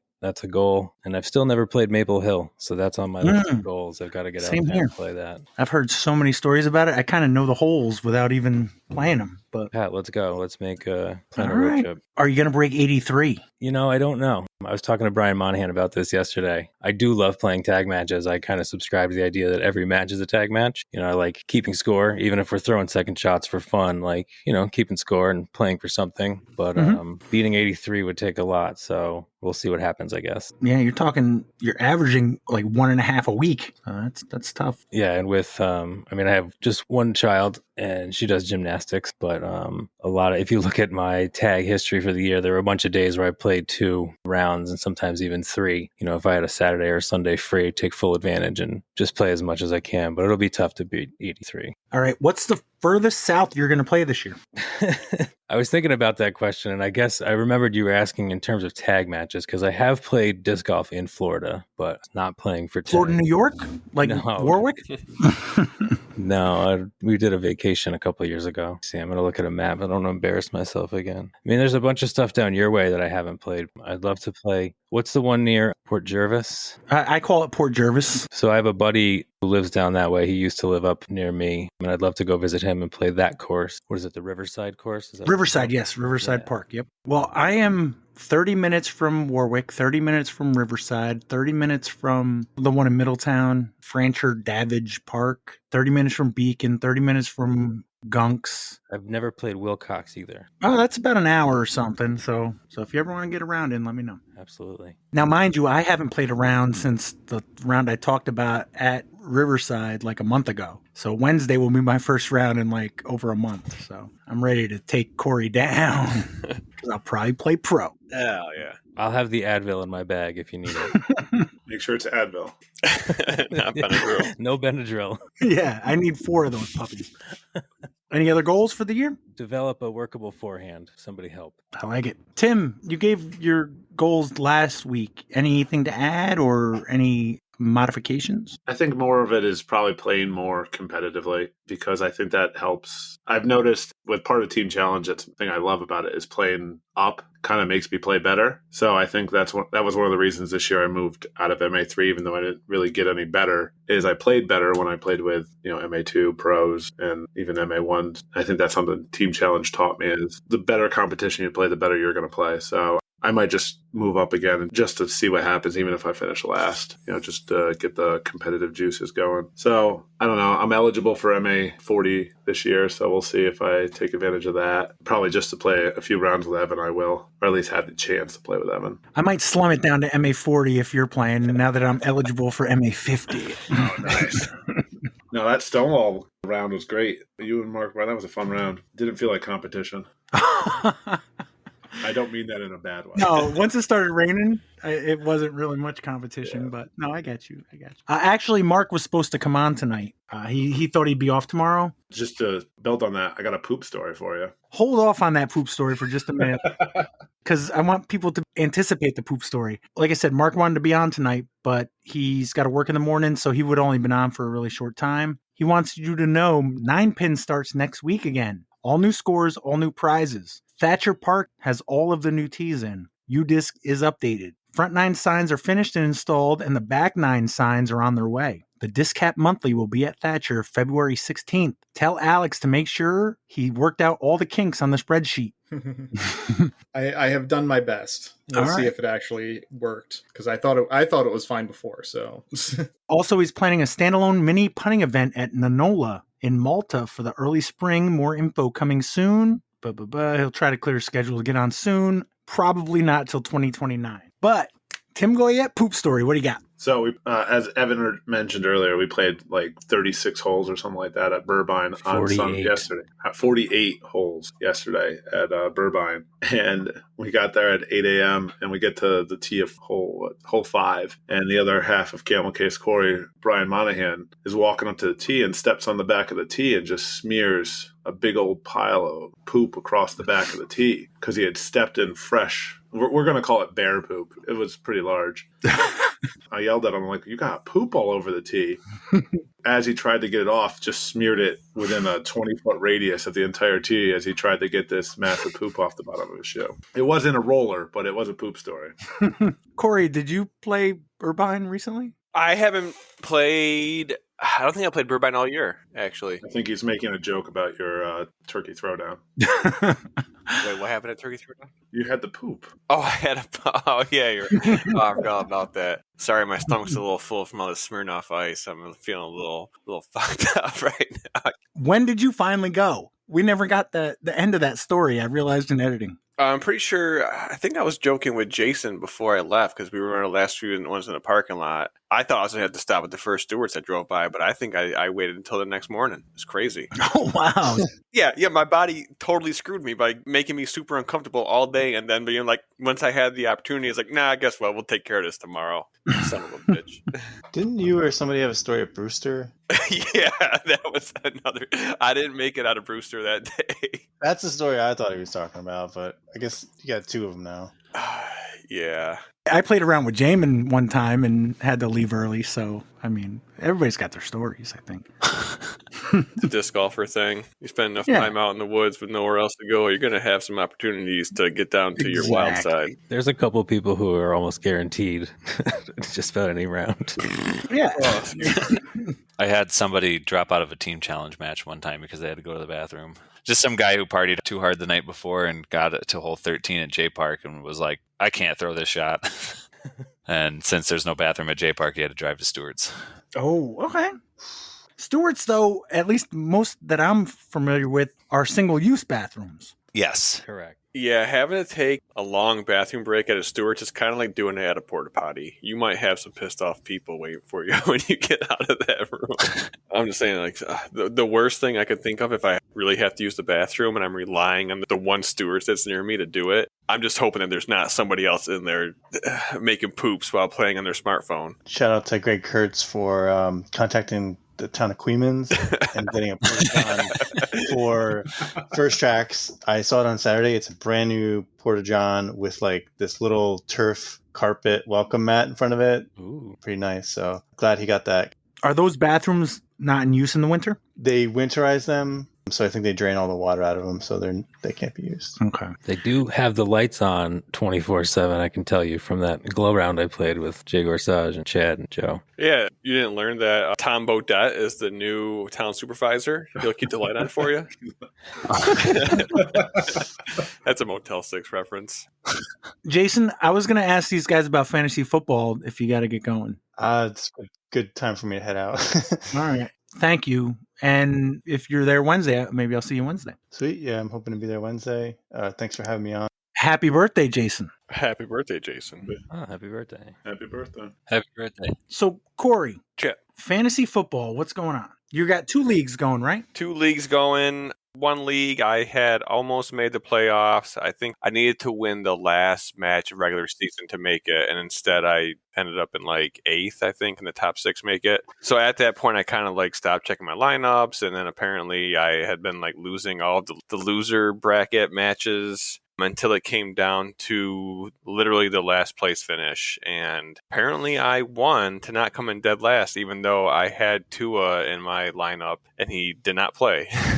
As previously mentioned, though, this league gets to drink Smirnoff Ices anytime your players get 0 points. Usually it comes down to like kickers or late scratches that you don't catch on, because I'm pretty sure it's 0 or less. So you could have a kicker that misses 0 attempts. Oh, so minus points too. You know, your defense could screw you too. Mm-hmm. And I think it was when I was on the cruise. So when I didn't really have access to my phone, I might have gotten a couple. So yeah, I decided to wait until now to resolve my backlog of ices. So I've chugged 3 Smirnoff Ices so far.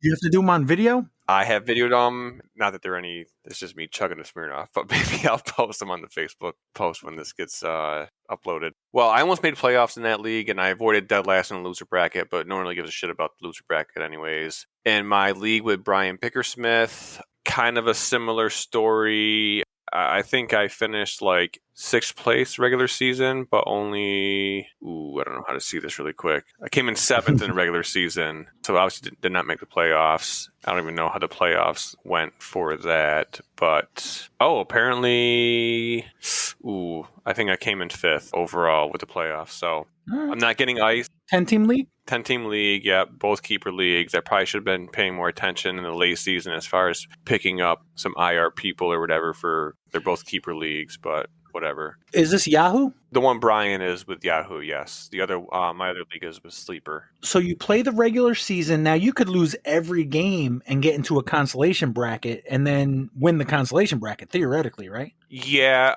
So the way we do it in that league, the draft order for the next year doesn't really matter at what position you finish in the regular season, as long as you're not in the top 4. The people that make the playoffs basically have a hard-coded draft position for the next season. Everybody else gets a random number between 6 and 10 or whatever, I think. Wait, so you get a better pick if you're in the top 4? Either better or worse. Brian will correct me on Monday or Saturday after he hears this and calls me an idiot, but it doesn't sound right that the winners should get the top 4 picks. They might not. I don't. But I also understand what he's saying. You don't want people throwing it. It does give you incentive to do good, though. But the bottom 6, it could be random to where, Yeah. you might have missed the playoffs by one game, but you could theoretically get the first pick in the draft because you didn't make the playoff. Yeah, and it the whole tanking strategy kind of goes out the window because you could tank and then still get, not the best optimal pick. You don't want to tank because you don't want to be... Well, there's that too. Yeah, you don't want to be taking a nice bath. My only saving grace is I think I got high score maybe twice in the non-Brian League and once in the Brian League. So of probably the $200-ish I spent on the leagues, I might get $30 back. So profit. All right. Anything else on that? No, maybe I need to pick up like fantasy slap fighting or something like that. Maybe that's better than football for me.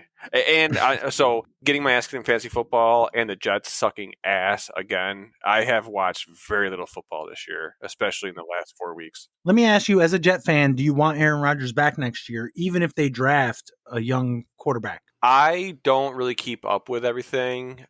Just off the top of your head, what's your gut tell you? Assuming they don't have their future quarterback on the roster, if they draft one, say in the second or third round, would it be a good idea to have Aaron Rodgers for a year while this guy gets acclimated to the league? As a Jets fan, I feel like we've been there, done that, and it never worked out with Brett Favre and who was like a rookie when he was playing, and the same thing happened. Was that Sam Darnold? It might have been, yeah. Sam Darnold came in after. But I think it's a Jets problem, not a QB problem. I always root for the new guy. At this point, as a Jets fan, we always suck. We suck whether we have Aaron Rodgers or Brett Favre. Well, do you think the problem is that Aaron Rodgers is running for his life every play? Do they have a crappy offensive line, or do you know what the problem is? No, not really, because I haven't really watched them that much. I'm not really sure where their shortfalls are this year. But, I mean, for me and my limited football watching, like prime time for me was when we had Darrelle Revis, like a stacked defense. Revis Island? Yeah. There wasn't so much focus on the offense being bad when the defense was able to carry him a little bit. So when you're not stopping points getting on the board and also not putting points on the board, that's pretty bad.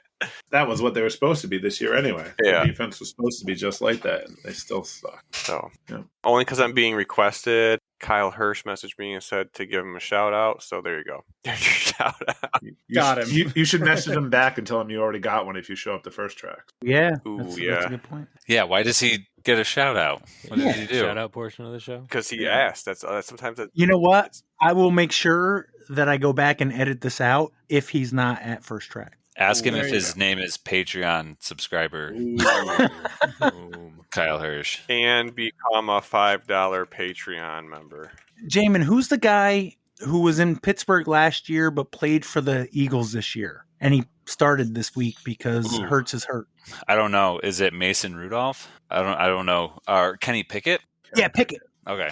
Oh, that fumble? Yeah, did you not see the play? No. Oh, It's all over. I've only seen it through clips, but I see it like every freaking 30 minutes. I'm scrolling through the social medias. I'm like, he went to like throw a ball, but then like kind of try to hold it in at the last second instead, like threw it towards the ground while doing a barrel roll in the air. It's awful. it just It's made me think of hilarious. all the times that you made fun of him last year. And I'm looking it up now. It looks like he lost all his bones in his body. He went back to go throw the ball and just went to mush, and the ball fell out. What it looks like to me is he goes to throw the ball but forgets to let go of the ball. It was like he grip locked the fuck out of it and then slipped on the slippery wood part of the tee pad. Alex, you said your fantasy football had a lot to do with what's going on tonight. Has anything shuffled in? So in one, I lost my first round playoff match to put me in fifth, so that one was calm. This one, I had Jared Goff and he had Jameson Williams, and I was up by a good chunk at that point. So I don't think anything actually. It's very difficult for Jameson Williams to outscore Jared Goff by enough to change things. So it looks like I'll get 7th place. Is he a Detroit receiver? Yeah. So he'd have to play a running back for a play or something and have do some weird end around stuff or something. It'd be real weird. But yeah, should be fine. So I will be the winner of the losers. In that league, I was in the consolation bracket and won my way up to the final match there. So all right, which is exactly where I ended up because I have Jared Goff and he has Laporta, the tight end for Detroit. Sam Laporta. Yeah, and I'm up, it looks like 39 points, and Goff's got 10, and Laporta's got 0. But unless Laporta plays running back for the next, it looks like I'll come in 5th as well and be the consolation bracket winner. The guy's got Dak Prescott, and that's who I beat in the first week of the consolation bracket. He just left Dak Prescott in as a starter. So there you go. I'll take every win I can get. We got 6. We got time for a quiz or no? I do. We gotta. I'm good. Yeah. We don't want to do threesomes, right? 2v2v2, right? Oops. Feels like Oh, Oh, by the way, is there any new updates on the Patreon subscribers, Pat? I keep forgetting to mention that Jason is a Patreon while he's on. Did I mention last week Terry Hudson? So there's Is there any like really recent members? Like, did Kyle Hurst join in the last 10 minutes? I don't know. I'm just wondering if Pat sees anyone new was added to the Patreon list. I don't think so. It looks like 13, which I think I have a list. I'll just read them real quick. Yeah, and I thought there was an easy way to see this on the. Did you know, Corey? Is that what you're telling me? What's that? That somebody just added to Patreon? Did they? Yeah. Who's Reaper? That's a guy. Hold on. Got him. Nice. All right. Hold on. So we got Brandon Klein, Tim Goyette, Brian Monahan, Peter Hodge, Ryan Nelson, Kevin Kroenke, Corey Cook, Evan Parsley, Mark Bryan, Nick Warren, Jason Lasasso, Justin Michelli, Terry Hudson, and the Reaper. Yeah, 950, Corey. It's 956. I may or may not have gotten a screenshot after I told him that. We'll give him a shout out after that. I think it was Jaimen who said if you want a shout out, do a Patreon. So what do we got for teams? Okay, hear me out. Me and Jaimen, Alex and Randy, Tim and Evan. Stony Killers versus Disc Captains versus Stephen P. Wallicers. Okay, I like it. It goes against my rule from earlier. I know, okay. I know Jaimen said he did not want to play with me, but I'm kidding. I don't. I was expecting more after that. I'm kidding. So it sounds like you're not actually kidding, but it's okay. Oh no. I'm kidding. I don't actually care. I'm drinking one entire double IPA, so it's basically 3 A Smirnoffs. 4. I'm drinking a screwdriver in between crushes. Oh, that's good. Now, all right, I changed my mind. Randy and I are also on a team challenge team, just for the record. Meh, doesn't work out with the numbers. So that means Evan and Tim get to go first, then Alex and Randy, and then Corey and Jaimen. Since they got to pick the teams, they get to go last because they figure they're the favorites and they're huge fans of each other. All right. I got 3 categories. We all know the rules to disc or no disc. Answer the trivia question. If you're right, you get to tell me for a bonus point whether or not it is a disc. Evan and Tim, what category would you like? Category 1, Category 2, or Category 3? Tim, you pick and I'll write it down. All right. We have to stay away from 1 because it's not prime. That's a good point. So I'm going to go with 2. All right. Question 1, Category 2. What slang term is used as a subtle, indirect, or nonverbal way to express contempt or disrespect for someone or something? It can sometimes be thrown. What slang term is used as a subtle, indirect, or nonverbal way to express contempt or disrespect for someone or something? It can sometimes be thrown. You know this one, buddy? No. What do you got? I think it's shade. Yep. I like that. That's 100% right. Fuck. Corey, was that you? I don't know. Did I make a waveform? They're moving fast. It's hard to say, but You guys agree? Shade? Yeah, Shade. yes, Is the shade a disc? I hope so. That's pretty cool. That is a pretty cool name. I like it. What do you think? I'm good with it. Yes. I'm sorry, no. Ooh. Alex and Randy, Category 1, Category 2, or Category 3? No preference. Let's go 1. Sure. All right, question 1, Category 1. What TV show's 2001 debut set exactly 150 years in the future introduced Starship Captain Jonathan Archer, played by Scott Bakula? What TV show's 2001 debut set exactly 150 years in the future introduced Starship Captain Jonathan Archer, played by Scott Bakula? Did we have this one before? I don't know. I don't recognize anything about this, to be honest. Do you know who Scott Bakula is? If you showed me a picture of him, maybe. Do you remember the old show Quantum Leap? I am aware of Quantum Leap, yeah. Well, it's the same guy. I don't know if that helps you. Not really. Yeah, do you have anything? No, I don't. I have no clue. It's not Enterprise No. and I feel like Voyager was a question. Yeah, that I don't we've had think- before. Archer. Or is it? Voyager is the only guess I have. That's all I got. Was Enterprise the one that I thought it was? I thought Enterprise is like the classic one with Jean-Luc Picard. No, that's Jean-Luc Picard is next generation. Oh, well, now this is getting worse. Yeah, can I hear the question one more time? I'm blanking. What TV show's 2001 debut, set exactly 150 years in the future, introduced Starship Captain Jonathan Archer, played by Scott Bakula? I think that one's Enterprise. Really? 2001? Okay, Yes. sure. I remember Enterprise being on TV, and if it's the person I think it is, I think that's him. Okay, let's go with it. So it'd be Star Trek Enterprise. Mm-hmm. Can you be more specific, Alex? No. Is the name of the show not Star Trek Enterprise? Is it just Enterprise? Wait, could- he said more specific, not less specific. Yeah, I don't know what to be more specific with. Nope. Is it just Enterprise? That's all I was looking for.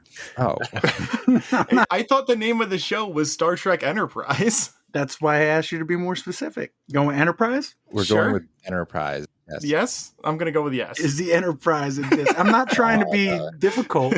There's gotta be. There's a whole company that was making Star Trek discs. Yeah. And so I'm feeling with the yes on this one. Randy, you agree? Yeah, for the same reason. Lone Star Discs, December 23rd, 2024. I would pay good money So, to like, be a fly on the wall a whenever week ago? JP listens to this. Wow. Oh yeah, didn't JP have like a whole like plot line going with his answer? Jaimen, you remember this question, right? Vaguely, yeah. Well, vaguely. I was hoping you were going to get it because these guys had no clue. I'm glad I We're didn't. all over the place.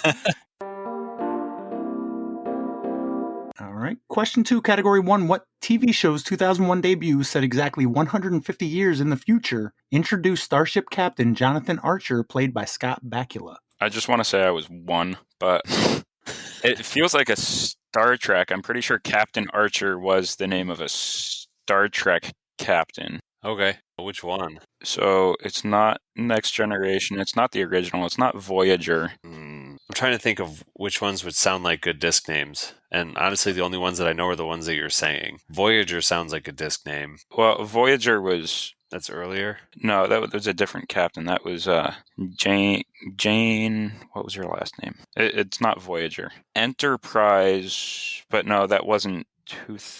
That was earlier. That was way earlier, I think. Well, so the Enterprise is a ship, but Oh, okay. there was another one of the series was called Enterprise. I feel like I remember watching Star Trek Enterprise when I was like in elementary school, which was in the 90s. Is Nemesis one of them? I'm just like going back in my memory of old questions regarding Star Trek. I feel like Nemesis was something, well, that might have been a movie. Unless it's just not Star Trek. It could very well be like Law and Order SVU Galaxy. This is not my forte. Oh, well, let's look at what the answers have been for one already. We've got Warp. And that's all we got.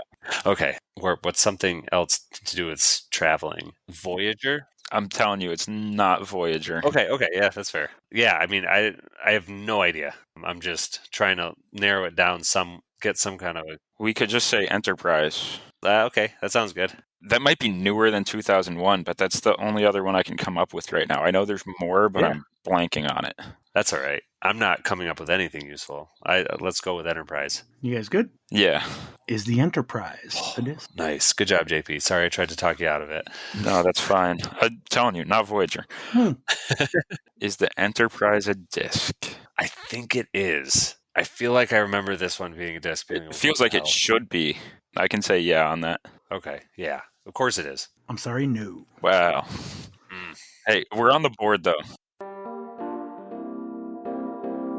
Corey and Jaimen, Category 1, Category 2, or Category 3? Which one hasn't been asked? 3. Okay, I like that one. Same. 3. Yeah. Question 1, Category 3, also called Bigfoot. What is the Salish word for a huge hairy man monster said to inhabit the Pacific Northwestern woods? Also called Bigfoot, what is the Salish word for a huge hairy man monster said to inhabit the Pacific Northwest woods? Hang on, Jaimen, I'm brain farting. I'm really Sasquatch? Is that what it is? Yeah, I was going to say. I feel like it's got to be Sasquatch. Yeah. You guys agree? Mm-hmm. Is the Sasquatch a disc? I think it is. I would say yes. What is it? It's Squatch. Wait, what is that bag called? Squatch. That's the bags. So they just chose like the back ass end of the word Sasquatch in their bag company. Yes, it is. Yeah, I think so. I think it's a Daredevil disc. What year, Jaimen? I'm going to say 2012. 12. January 29th, 2012. Wow. Nice. Boom. No extra points, but props, bro. Jaimen and Corey, Alex and Randy are tied at 2. Evan and Tim at 1. What category? Evan and Tim, 1, 2, or 3? You're still making me pick, and you're going to write it down? Oh, yeah. Sorry. I thought you knew that. Oh, okay. I'm just making sure we're on the same page. Yep. If 1 is Star Trek, I feel pretty good about that. So let's go with 1. All right. Question 2, category 1. Yvonne Strahovski played a CIA agent helping a geek turned spy on what TV series, which ran from 2007 to 2012? Yvonne Strahovski played a CIA agent helping a geek turned spy on what TV series, which ran from 2007 to 2012? You know this one? It's not off the top of my head, but I feel like we've had this Chuck. question. What is it? Chuck. That's the best guess I got. There's an old TV show, a nerd, he becomes a secret agent. His name is Chuck, and the name of the show is Chuck. Best I got. Yeah, I don't have anything else. Thought maybe I'd heard this on a recent episode. And then, yeah. All right, we'll go with what Tim said. You guys agree? Yes. Yep. Is the Chuck a disc? Although now I realize it's not Star Trek, but that sucks. Mm. All right. I feel like, again, we're getting another one that sounds okay, but we're Yeah, going it's another one that I wish it is. I just don't know if that's working. Same thing. And the Enterprise was. So The Enterprise was Lone Star. Yeah. So is it back to... I say yes. I say yes. Let's do it. You guys agree? Yep. Lone Star Discs, December 23rd, 2024. Cool. Alex and Randy, category 1, 2, or 3? All right, you want to get away from TV shows? I think that's probably a good plan for me. Yeah. What's your cryptid knowledge like? Want to go to 3? Cryptids are not awful. I'm not bad at cryptids. All right, let's try cryptids in category 3. All right, question 2, category 3. The name of what mischievous little people of folklore may have come from Old Irish words for small and body? The name of what mischievous little people of folklore may have come from Old Irish words for small and body? Small and body.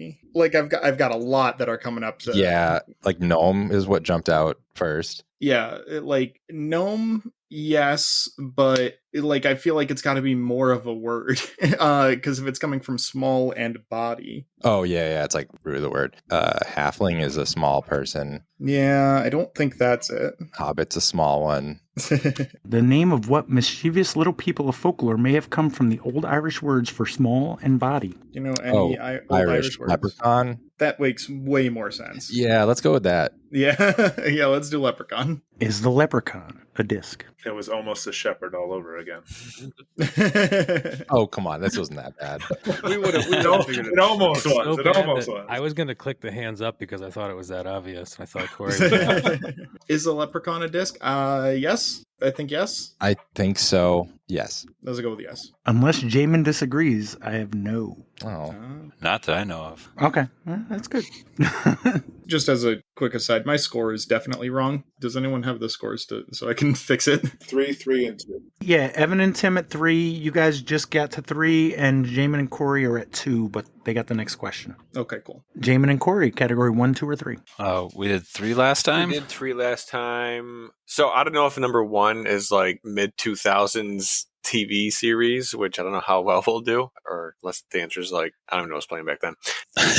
Not good, sounds like it. I vote 2 or 3. 2 would be question 2. I'm good with 2.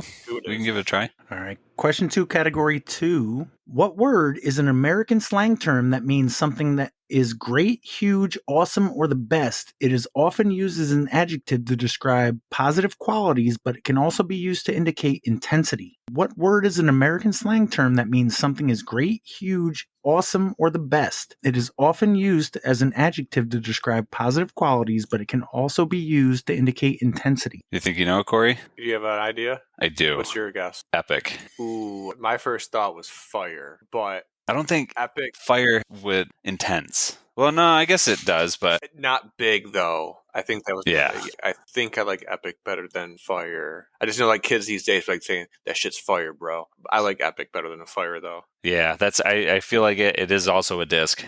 Yeah. We can work that route. Epic. You guys good? Yep. Is the epic a disc? The Arobi Epic is definitely a disc. Yeah, right. Arobi, April 16th, 2003. All right. So Corey and Jaimen take the lead. Was it Leprechaun a disc? No.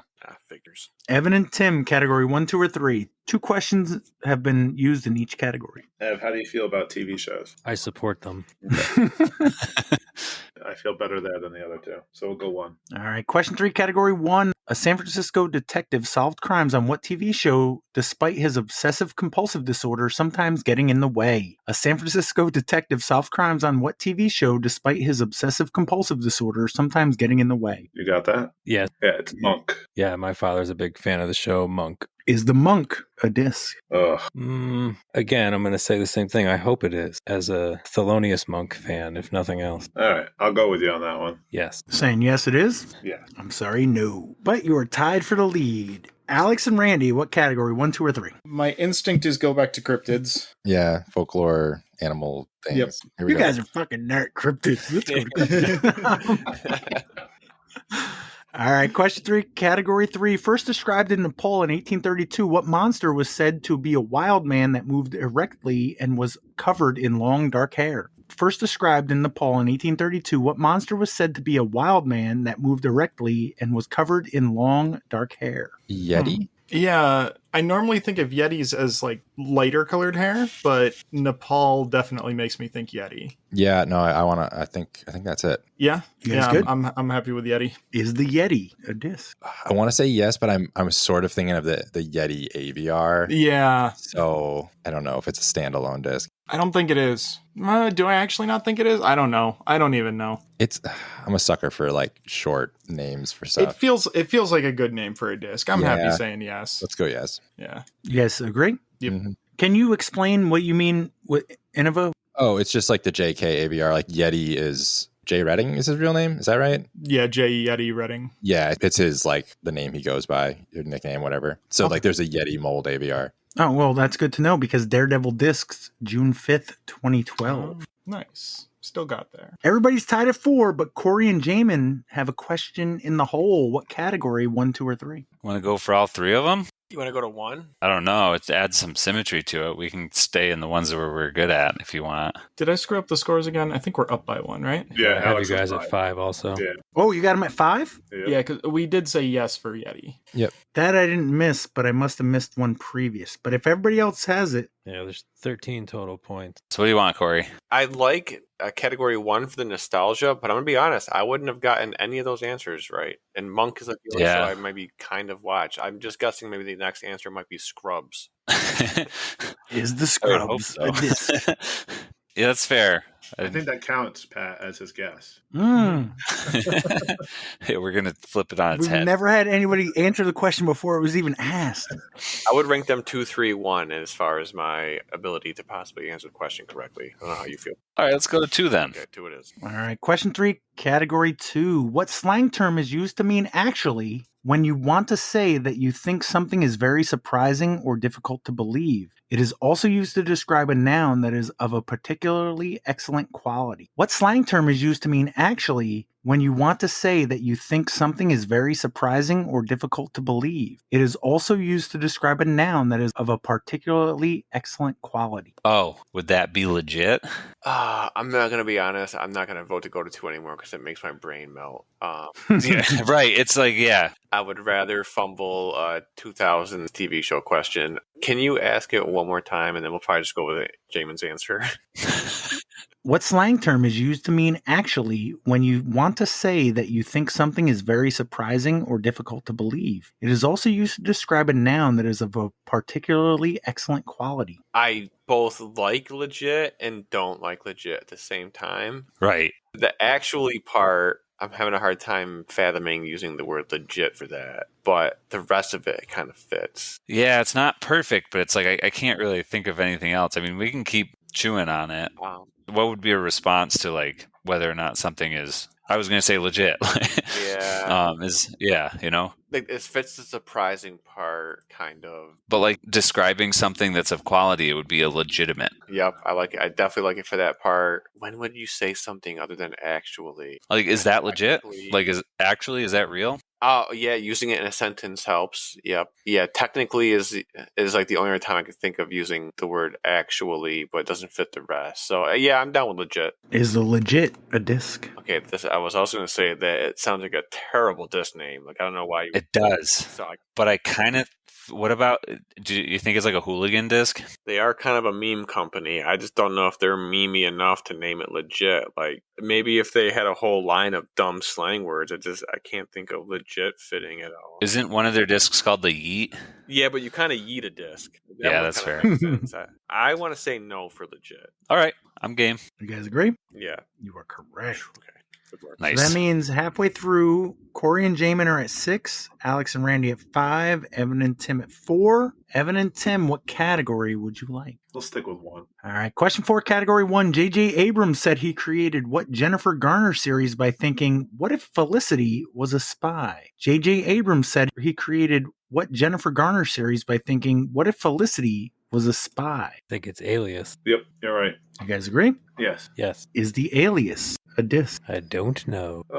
We've been horrible at this so far. So, what's your gut say? It's almost like this is half of the game. Right, and we're wrong. Tim, I think it is. It is. I'm gonna go with it is because it sounds like I don't know. I'm gonna go with yes. It is. Alex, are they right? Yes. Yeah, pretty confident it's an MVP disc. Oh, no. Axiom, Or Axiom, January the same concept. 12th, 2024. Alias. What kind That of put you disc guys is at that? 6? It's a mid-range. Yes, that puts us at 6. That's what I have. Alex and Randy, category 1, 2, or 3. Stick with it. I want to, but I'm scared it's going to get harder. It probably will, but All right. I mean, I'm not getting any of the TV questions, No, the slang scares me. and the slang is very scary. So Yeah. I think this is You're going with the cryptids.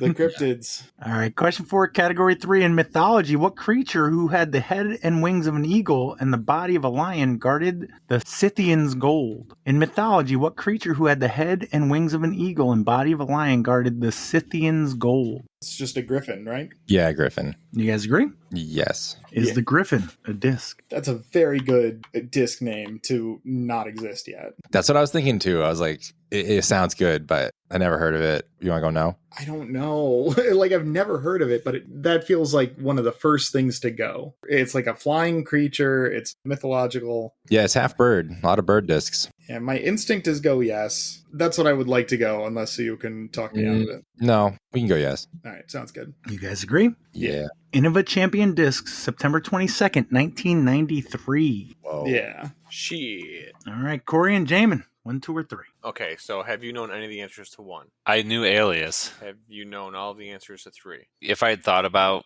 Griffin more, I would have got it. My knee-jerk reaction was Sphinx.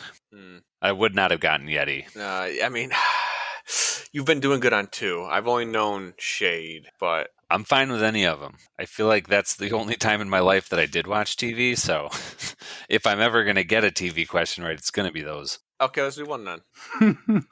I'm sorry. According to his theme song, what 1960s TV character lived in a world full of wonder, flying there under the sea? According to his theme song, what 1960s TV character lived in a world full of wonder, flying there under the sea? Oh, we zagged at the wrong Yeah, point. we did. Oh, shit. 1960s 1960s TV. underwater themed show. I hate hearing the phrase under the sea because all I can think is freaking The Little Mermaid. Man. 1 more time, please, Pat. According to his theme song, what 1960s TV character lived in a world full of wonder, flying there under the sea? 1960s TV character? Are you fucking kidding me? We've been getting 2,000 goddamn TV shows the whole time? Psych. The only thing I can possibly think of, and it makes no sense at all, but is Puff the Magic Dragon. But it makes no sense. I mean, I don't know how I can think of anything else. The only thing I think of is the other thing is freaking Gilligan's Island, and that isn't even old enough. It has nothing to do with the question. That's around the right era, but it's not under the sea. Decidedly on top of the sea. Unless there was some other fucking Atlantis type show or some shit that was happening back then. You want to go with Puff? Right. No. I just want to have an answer. I know Evan knows this. I know he does. He's got his hand raised. Yeah, I'm trying to. So, there were cartoons. What do you think the cartoons were in the 60s, Tom Corey? and Jerry. Tom and Jerry. I wonder if the Flintstones and the Jetsons. Popeye. Maybe. Popeye. Yeah, but I don't know. Yeah, I'm not coming up with anything better. Something's going to be real obvious. I kind of like the cartoon route, though. Yeah. 1960s cartoon, flying, water. Puff the Magic Dragon did live by the sea, if that helps at all. That's in the theme song. Yeah, I'm cool with it. Even though it's too many words for an answer, but yeah. Puff the Magic Dragon at the buzzer beater. What do you got, Evan and Tim? I Flipper. think based on watching Nick at Night as a kid, I think it's Flipper. Yeah, You guys agree? sure do. Yeah. Is the Flipper a disc? I've never even heard of this goddamn show before. Never heard of Flipper? I thought that was a movie. Are you kidding me? You never heard of Flipper? It was a movie. I believe Frodo was in it. Yeah, it was later in life. Elijah Wood? Elijah Wood, I think, was in it. But no, it was based on a TV show. It's got a very catchy theme song. What the Very. hell is this? And it was played by a female dolphin. Scandal. Is the Flipper a disc, Evan and Tim? This one I have no idea. Yeah, I've had no idea. Flip a coin. I'd say Oh yeah, what's Chad's philosophy? Flip a coin. yes. I did finish the episode, and he did say that. Yes, I say yes. Okay, let's go with it. You going yes? Yes. Yeah. I'm sorry, no. That's okay. We're still. Though the Flipper Eye is a Prodiscus disc from December 19th, 2016, but since I couldn't include the Joker Eye, can't include the Flipper Eye. Fair enough. All right. You guys are tied with Randy and Alex, but they have the next question. No, we have to know. No, they don't. That was Yeah, a they steal. should. Oh, that was a steal. Man, 3 teams is...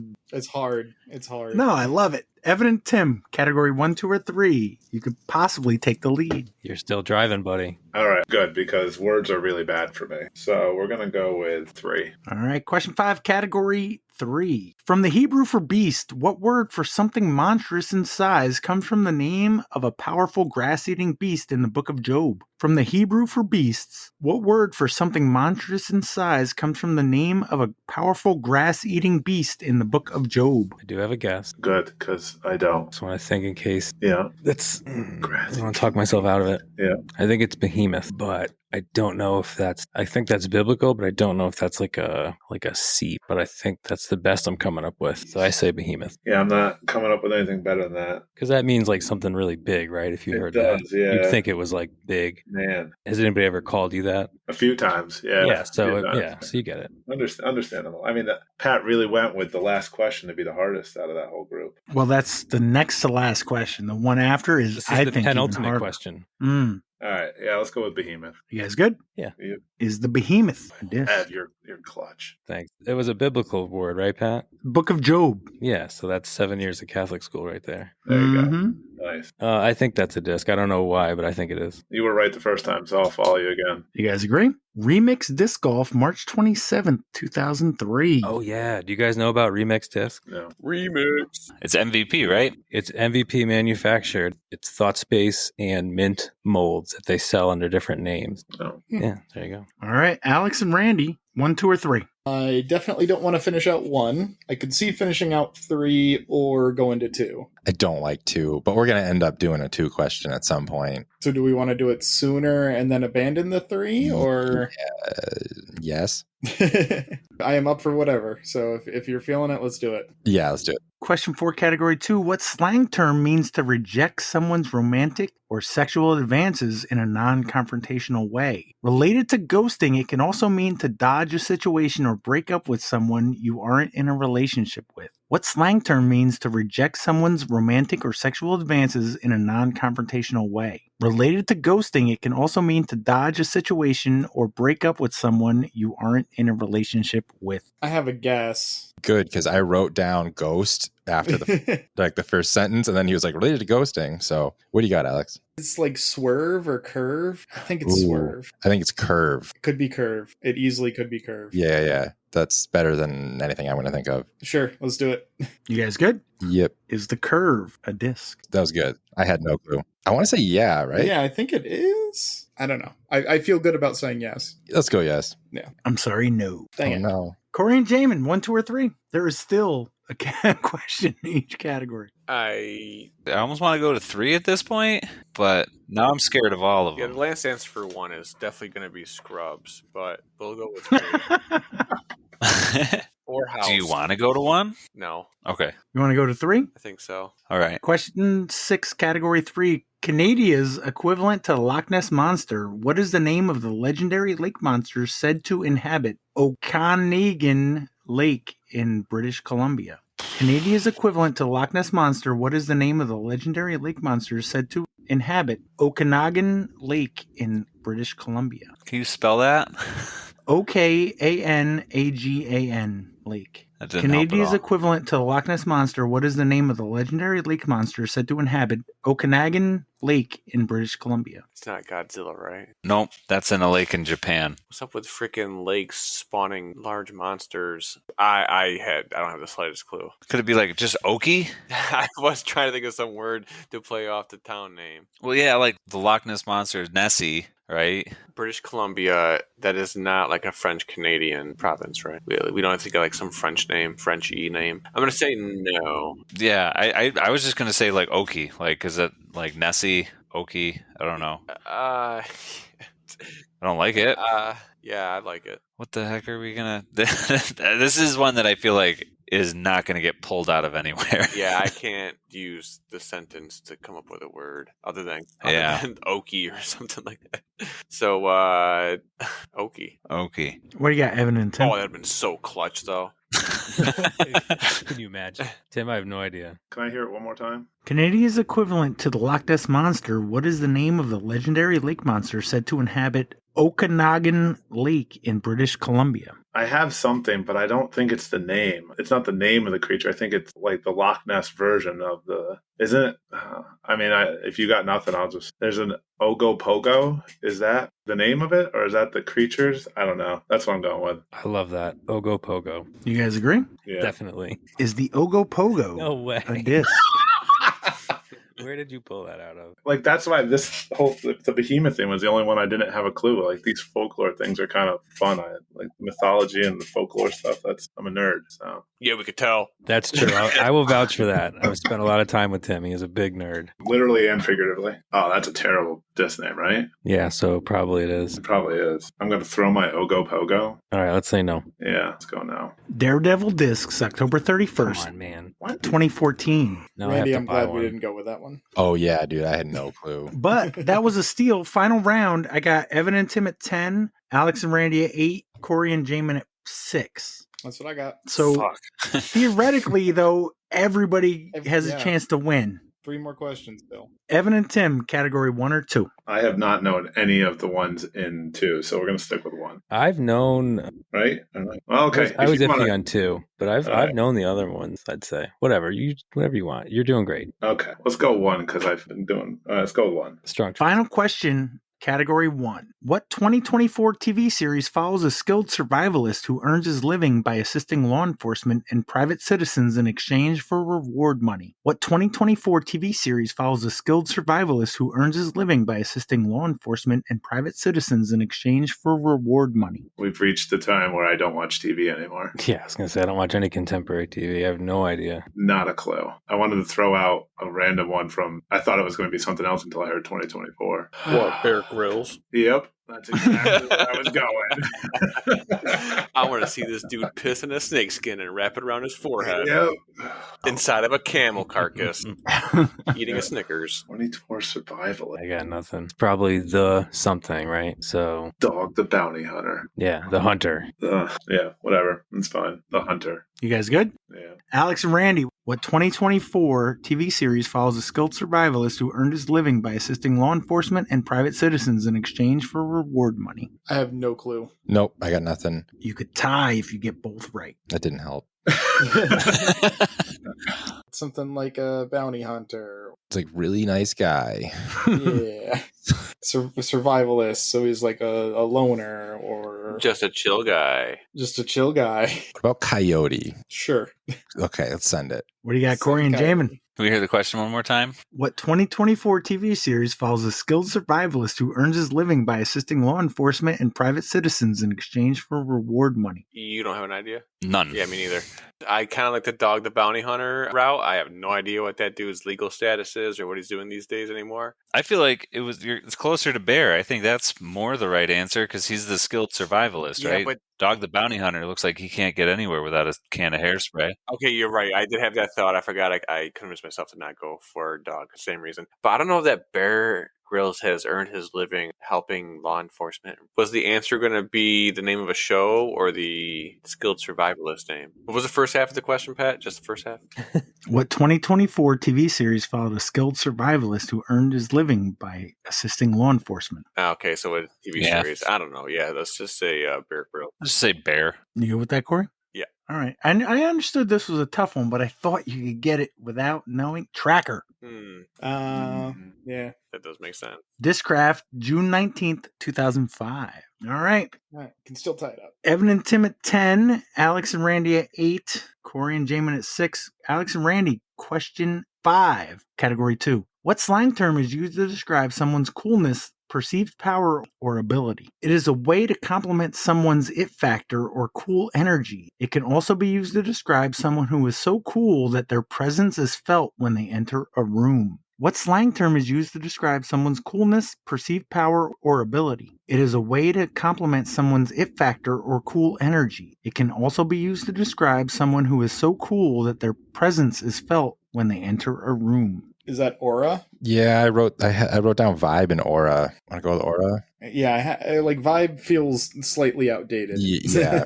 All right, we can do aura. I like aura. Is the aura a disc for the tie? Feels like a disc. It's too granola of a term to not be a disc. It feels like. I feel like it's a plastic. It is a plastic. It's like thought space. Good call. Thought space does make an aura plastic. That doesn't mean it's not a disc. No, it doesn't. But it does decrease the likeliness. Yeah, I think I'm happy going with no. Then let's do it. Say no. All right, saying no. Gateway Disc Sports, May 10th, 2024. Corey and Jaimen, what synonym for cool, sweet, or awesome can be used to describe food, but is also British slang to describe someone who is very sexually attractive, primarily used by men describing women? What synonym for cool, sweet, or awesome can be used to describe food, but is also British slang to describe someone who is very sexually attractive, primarily used by men when describing women? That question takes so many turns, I don't really know what to make of it. The first word that came to my mind was bussin'. Bussin'. But I feel like all of these words are like not new school slang. Yeah. Curve might be the newiest, I guess. But one more time, Pat. What synonym for cool, sweet, or awesome can be used to describe food, but is also British slang to describe someone who is very sexually attractive, primarily used by men when describing women? All right. Cool, sweet, and awesome. Going back to fire. I like fire, it. bro. Or you'd be like, Yeah. I mean, yeah, and who the hell knows what British guys call people? "He's I don't know. fire, mate," or something. Yeah, right. I don't freaking know. Why not? Yeah, that's the best thing I can think of. Yeah, I say fire. All right, let's go for it. Fire. Evan and Tim, what do you got? Damn it. Fuck. What's you got, Ev? I got no idea. What synonym for cool, sweet, or awesome can be used to describe food, but is also British slang to describe someone who is very sexually attractive, primarily used by men when describing women? Just on the end part of the question, a word that I think of is fit. I can hear guys say, "Oh, she's fit," meaning very attractive. Other than that, I have no idea. Sure.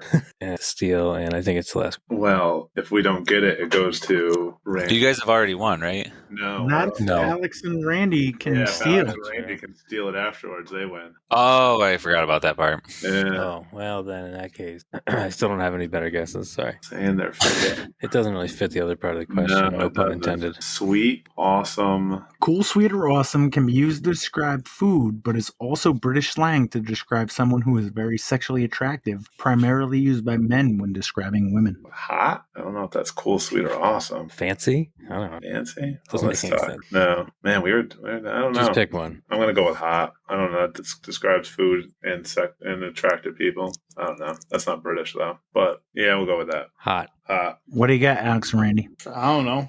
You got something? I was hoping he'd go with fit just so I knew if that was it or not, because that is the word I think British guys say. I'm focused on the food part, like something you can describe food. So I got like spicy, tasty. You got anything? I don't know. Tasty is not a bad one. Can I hear the question one more time? What synonym for cool, sweet, or awesome can be used to describe food, but is also British slang to describe someone who is very sexually attractive, primarily used by men when describing women? Cool, sweet, or awesome? I know I'm hung up on those too. Like spicy is not, and tasty really isn't either. any of those. Like, tasty is the best thing I've heard so far, I think. I got no clue. I guess we got to go with it. I guess so. Yeah. All right. Tasty it is. You guys agree? Yep. For the win is the Tasty. Wow. Stop. Whoa. Good guess.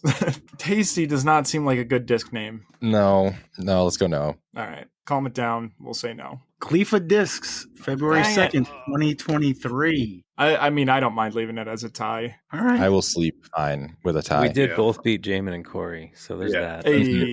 That's fair. We're winners. Evan, you guys had got half your questions off us, so you should definitely thank us.